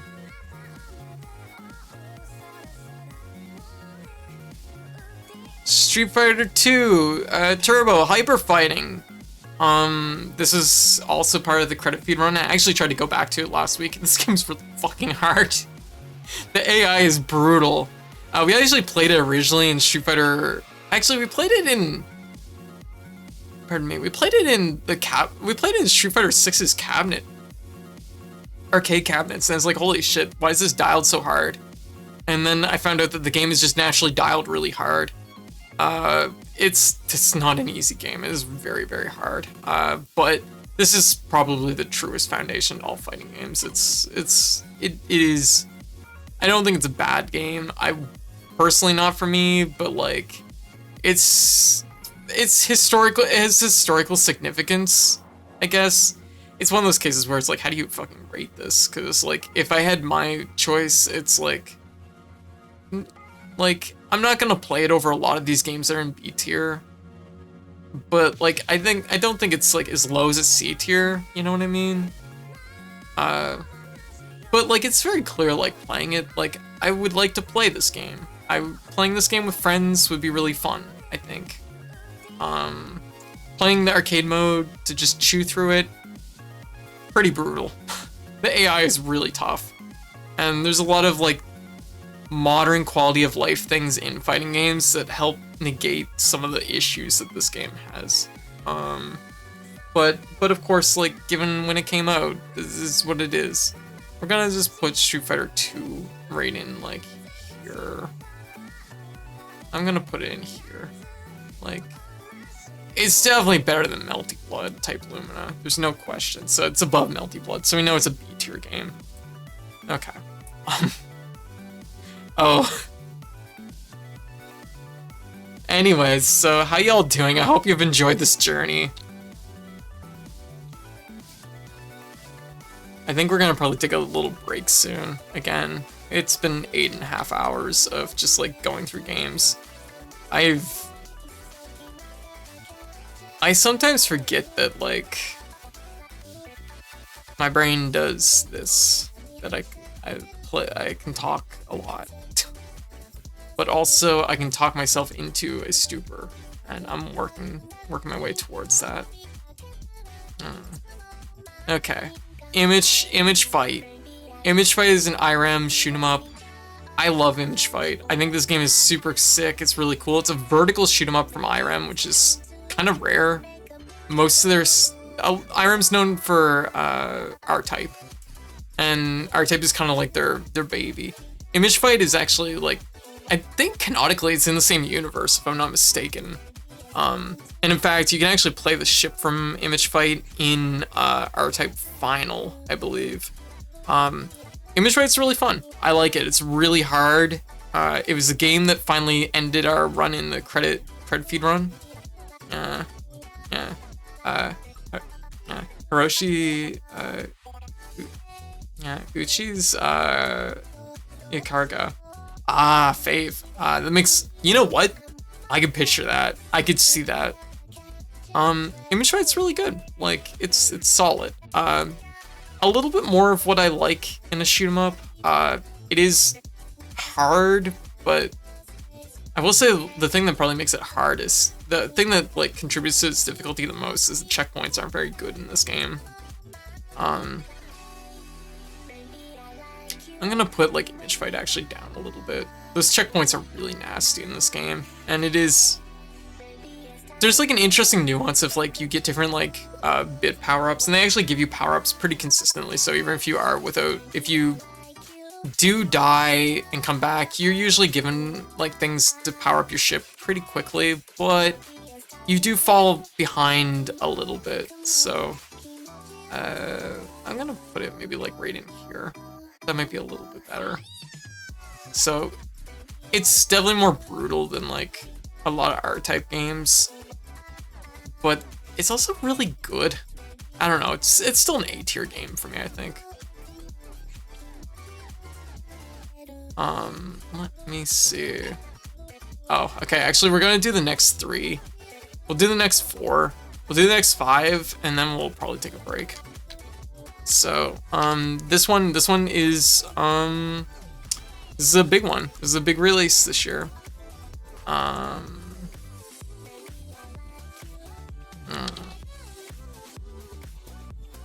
There we go.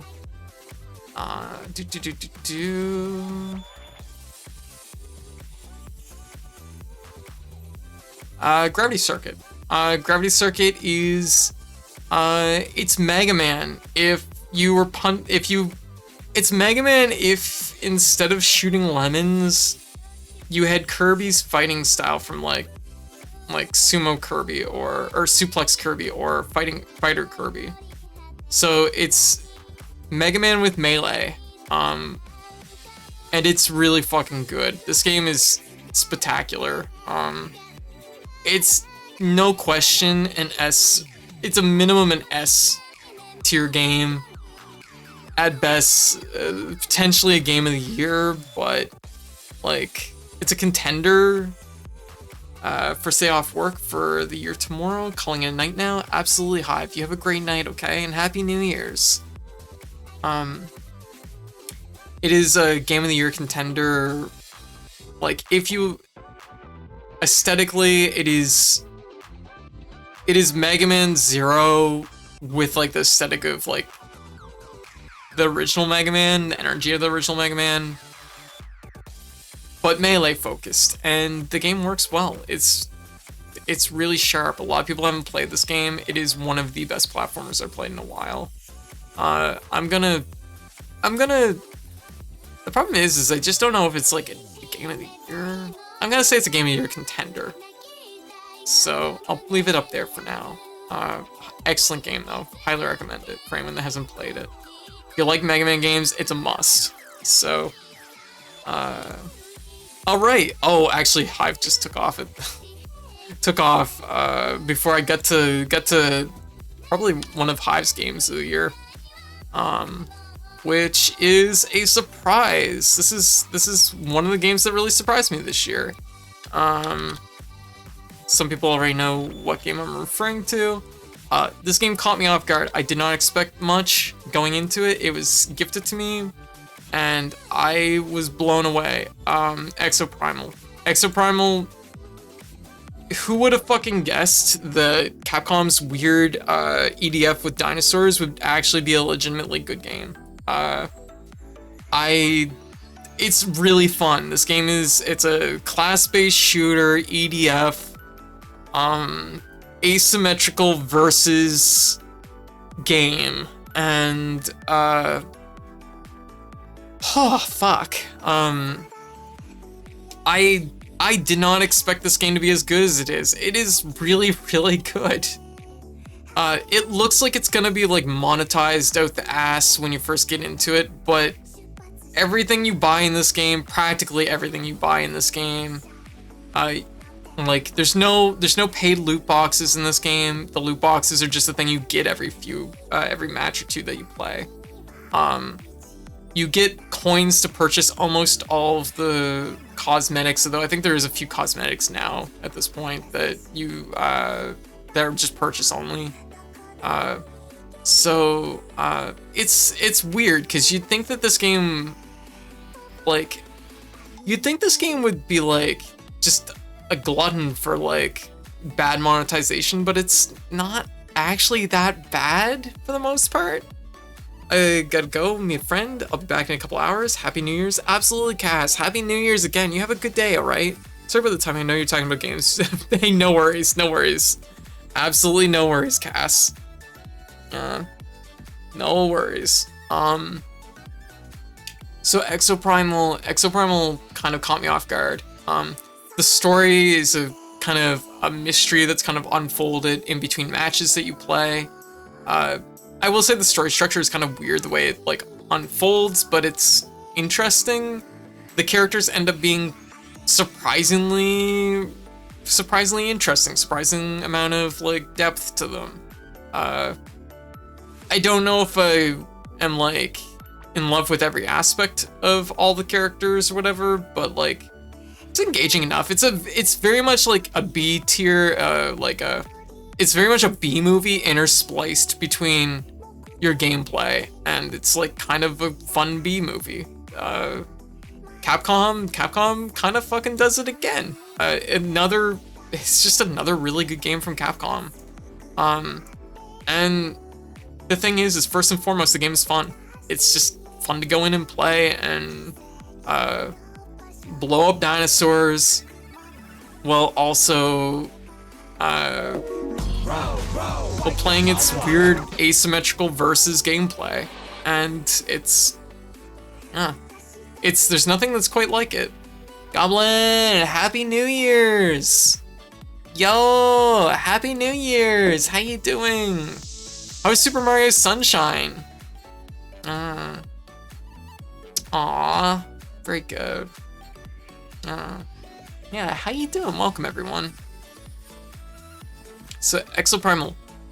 Unexpectedly, one of the best games I've played this year. And I think for anyone that likes EDF, really strongly consider trying out Exoprimal. All right, coincidentally, we're gonna get into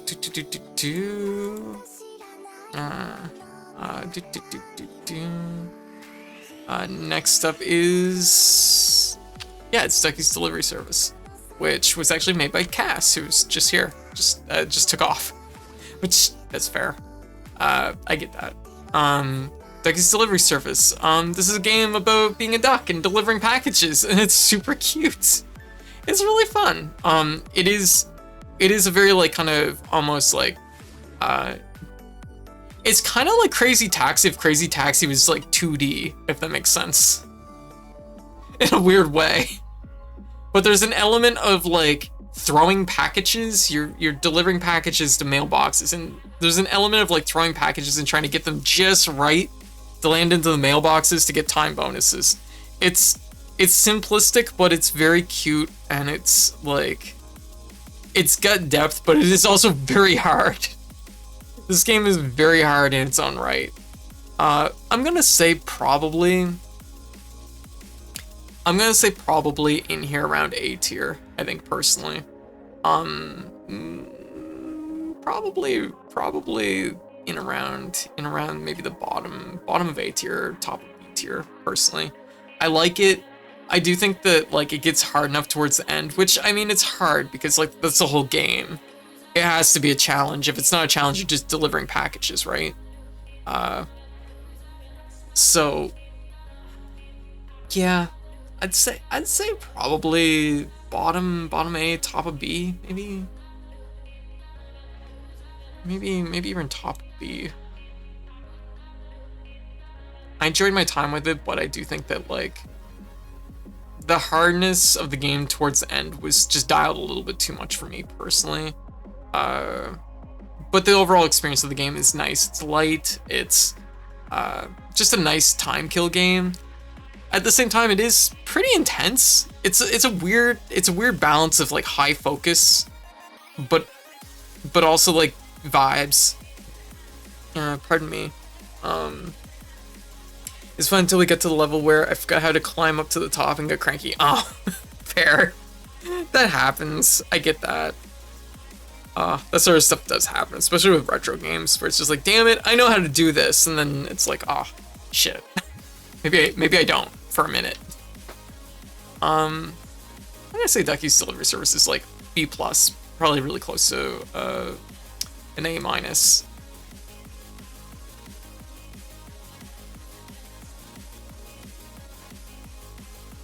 Yeah, right about there, I think. That feels comfortable to me.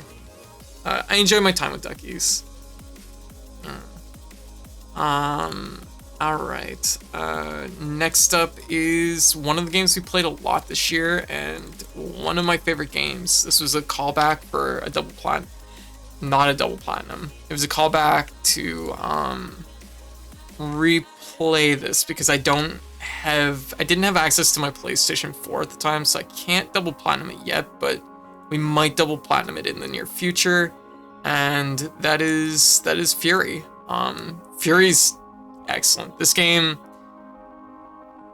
it is a top-down boss rush shoot 'em up character action game. I don't really know how to explain it. But you're up against several bosses. You go through a series of bosses. Each one has its own unique qualities that you have to learn, and they have weaknesses that you have to kind of like figure out and exploit. Often utilizing fast movement and using your gun, charge shots, charge slashes, your slashes, and parrying to create those openings that you need. This game is amazing. It's done by a little company called the Game Bakers. This is, in my opinion, absolutely an S+ game.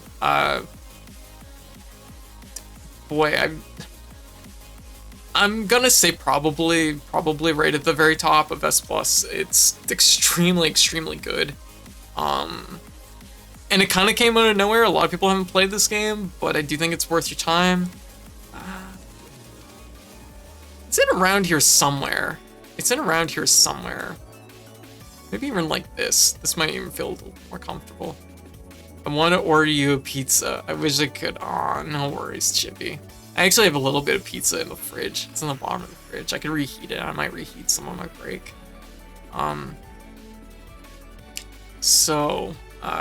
And okay, so the last game I'm gonna review before my break, and we're over halfway through the list now, so we're on the extra pizza pair. We're on the final leg at this point. Lego. Just like trying to get the right file open here.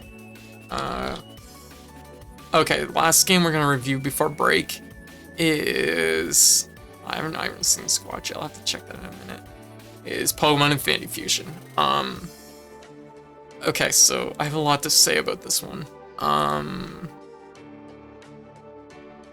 But first I want to check see how many squats we got. 24. That's not so bad. Okay. Pokemon Infinity Fusion. This is a Pokemon fan game that we played. We started on my birthday, and I'm hopefully gonna finish it in the next week or two. This is like, I'm not gonna lie, this might be the definitive Pokemon game in my books. I'm shocked how good this game is. It's based on Pokemon Red and Green for the Game Boy Advance, but they just dialed this game. They added the entire area. They added an entire region from Pokemon. They had the Johto region from Gold and Silver. It has its own kind of unique take on both stories and both regions. Or rather, it has its own unique take on story in Pokemon Red, and Gold and Silver well, it's also unique, of course.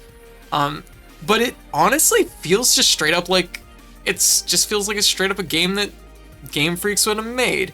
Nintendo would have handled. Like, the quality is immaculate. The quality of life in this game is unmatched compared to any other Pokemon game. Maybe the latest ones might have better quality of life, but it's really good in this game. It's completely free, and I haven't gotten into its core mechanic, which is absolutely stellar, which is that you can take any two Pokemon and fuse them. And what they originally did was they used an algorithm to basically copy Pokemon faces and paste them onto Pokemon bodies to create these mishmashed, fused Pokemon. But then someone at some point clearly had the great idea, what if artists could just submit their own original sprite interpretations of these Pokemon combos? And so you have just an immense amount of fan artwork, fan sprites in this game of cool Pokemon interpretations. And this game is just, like, I could not get over it. I love this game so much. And it's a great example of, like, just the pure quality that fans can bring to a series. And, like, honestly, I played Cassette Beasts earlier this year. I do think I like it actually more than Cassette Beasts in the end, even though I do like a lot of things that Cassette Beasts does. I would put this in for my game of the year, but it originally started development, like, back in, like, 2015 or, like, 2016 or something, so it's been in the development for, like, ages. But there's no question this is an S+ game. It is... Like I said, it just feels like the definitive Pokemon game. If you want to play Pokemon and you want to have just like an amazing time, the game feels balanced well. You can obviously break it with some Pokemon combinations, looking at you, Shedinja. But it's in your control to do so. It's very clearly made by people that have played Pokemon both competitively and just have a lot of love for the series, because they just go in and they just like take things that... It's amazing that the Game Freak hasn't, like, approached this stuff. Mina. I'm gonna destroy my PC with modding Stellaris. Oh, let's see. I actually have too much pizza since my local market was doing 2-for-1 pie deal. Oh, hell yeah. My favorite place does that every Monday. And if I was on my own, I would probably buy pizza every Monday to get their 2-for-1. And it would probably be not good for me, but that would be just, it's so good. The 200 plus mods should work. Ooh. Good luck, I believe in you. But Pokemon Infinity Fusion is stellar. If you like Pokemon at all, it's a must play. Like, this game has like online components. I don't think it has any like battling, but like it focuses on its like story mode and just like the Pokemon journey and just having a good time with that. So like it captures the essence of like what makes the single player experience good in Pokemon. The gym battles are good. The difficulty is dialed up. Like it feels substantially harder than a standard Pokemon game too. So there's a little bit more like there's a little bit more chew there. I think it's just excellent. Definitely has my recommendation. Proves once again that fans can make games that absolutely surpass like the original creators. Like, there's so much love in this game. Like, it's unbelievable. I would put it for game of the year if I could. How come I could possibly be this full of pizza?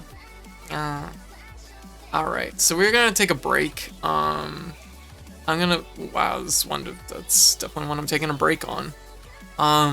Okay, we're gonna take a little break. I think we did pretty good. I am gonna try and see this list through. We are at 9 hours, which is a lot of reviews and it's a lot of reviews, but I'm doing my best and I wanted to do this. I wanted to do as much as I could. Ultimately, I don't know how I'll feel about this tier list by the end of it. We'll probably have some tweaking going on, but by the end of it, but we'll see. But anyways, I'm gonna take a quick break. I'm actually gonna take a 15-minute break because it's been a lot. We're at is it 7 a.m.? Oh my god. Oh my god. All right, I'm gonna take a break. I'm probably gonna get something warm to drink because that's better for my throat. And yeah, so I'll be right back. So everybody hang tight and I'll see y'all in a few. So BRB, enjoy the clip show. Yeah,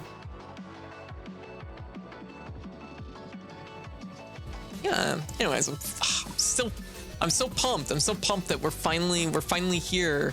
We're finally here. I'm finalized. I'm finalized. There's nothing that needs to be fixed on my model. Everything is perfect. I'm perfection. Look at perfection. It's me. Yeah. And now I can make new costumes. Go do a yawn. No. It doesn't necessarily sound like a YouTube video. It wasn't like a 5-second film, was it? No. But there was also a cop, and he joined up with the kid, and they had to work together even though they didn't like each other. And the cop was it was the last day on the force, I think, but he was also like a rogue cop, so he wasn't like part of the force, but it was his last day on the force, probably because he was a rogue cop. This isn't the last action. I want to convey something. I've learned as of getting the new motion tracking camera that I have a stubby tongue. There, I don't want to be. I can't be over here too long. Otherwise, oh, it's making the spooky music. I got to get out of here. Where's the exit? We got to get out. We're running out of time. Help! Oh my God, we hucked that child. Oh jeez. Now we gotta. Oh fuck. I had the right idea though. Oh god, just remembering something crazy in anime. There's a character who is a trans woman and her HRT comes in the form of human organs. Well I mean like, I'm just saying, like politicians, if you take my pills from me, I will have to resort to getting my estrogen from human organs. Hey Jersey, welcome to the chat. You've come in at an interest. And okay. Okay. But we have to also close it off immediately after. Don't worry, I can bait Sushi in. Sushi loves me. That's yet to be seen. Honestly. No. Trust me. Okay. Come on, you're not Sushi. You're some fucking deer. What the hell? I'm pretty sure I saw a boar on the way over there. Did I hit the deer? Oh my fucking god, I hit the deer. Oh my god. It can't make up its mind. Oh shit. Sorry, that was. Oh, I accidentally dropped a basil case! I accidentally flash bombed in a random direction. A basil case flipped out. Guess what I did? Yeah, it's cool. Guess what I found? Yeah. Oh, come on, big guy. Ooh, that's gonna hurt. Ooh, that's. All explosions are now radioactive and fire off 8 radioactive bullets. My fists don't explode, but they might in the future. Make enemies projectiles slow down as they approach you. That's really good. Okay, well, that's that.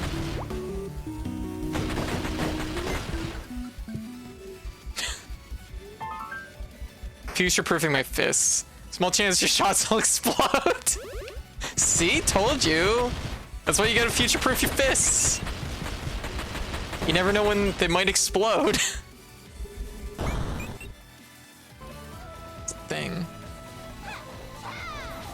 Okay, we're gonna get rid of this. Just...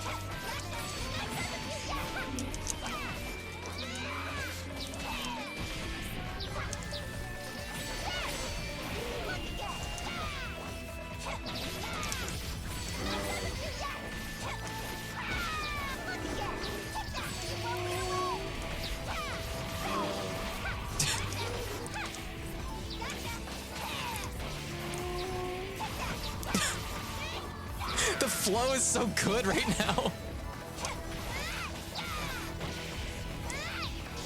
Oh my goodness. I did it. I'm in the zone. There's a lot of damage. Just industry. Injury. That's the word I'm looking for. Head wrist injury. Still all mine. They're still on the table. Yeah. Whoa.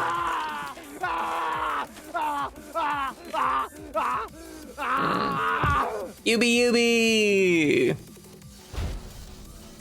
Oh, a button for this I should be pressing.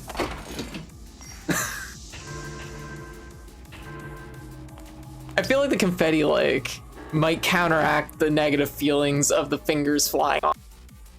Yeah. I did fill up my battery though. There we go. Yeah, that's right. Best reactive image. Yeah. Baby.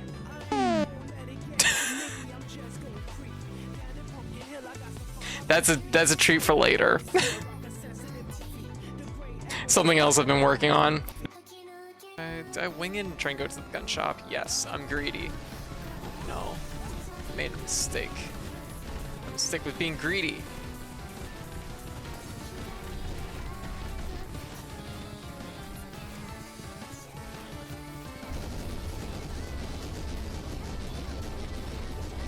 Uh-oh.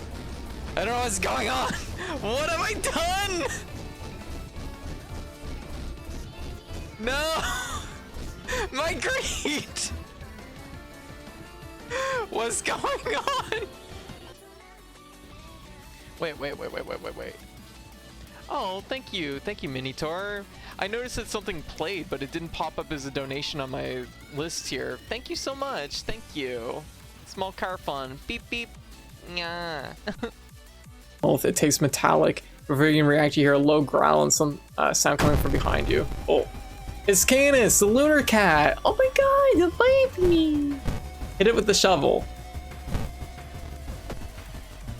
So, there we go. Canis whispers horrible things to you.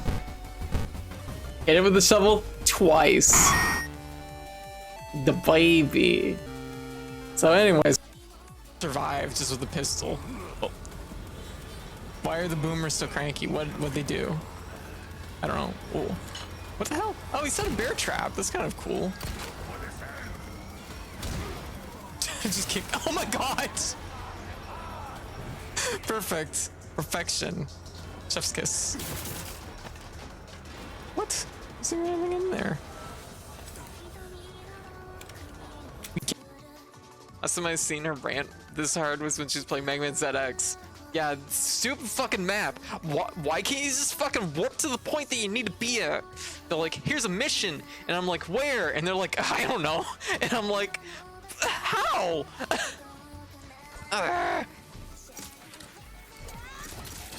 Like, they're like, here's a mission, go to fucking G sector. And I'm like, where's G sector? And they like stare at the map, and I stare at the map, and we both stare at the map. And they're like, good luck with your mission, bye. And I'm like, wasn't there a heavy rain? I mean, there's honestly, I don't think there's any suit that I would consider bad in this game. They're all pretty decent. Okay, they're up high, so we're gonna need people moving up. Fuck it. That's right, I'll run up and punch a sniper. Turns out it's true. Fuck. World's fastest Roblox. You can tell I'm not a Roblox player. You are completing objectives faster than by the speed that I ran up to the snipers and started boxing them. to next mission. I'm like, defend the team, what? Initiating dinosaur call. I'll defend them when the dinosaurs are dead. I can fight, yeah, I can fight 5 horses. How many horses is this? This is 3 horses, then another 2 later. So, I can fight 3 horses. I'm like, there's a joke I want to make. Do I make it? Yes.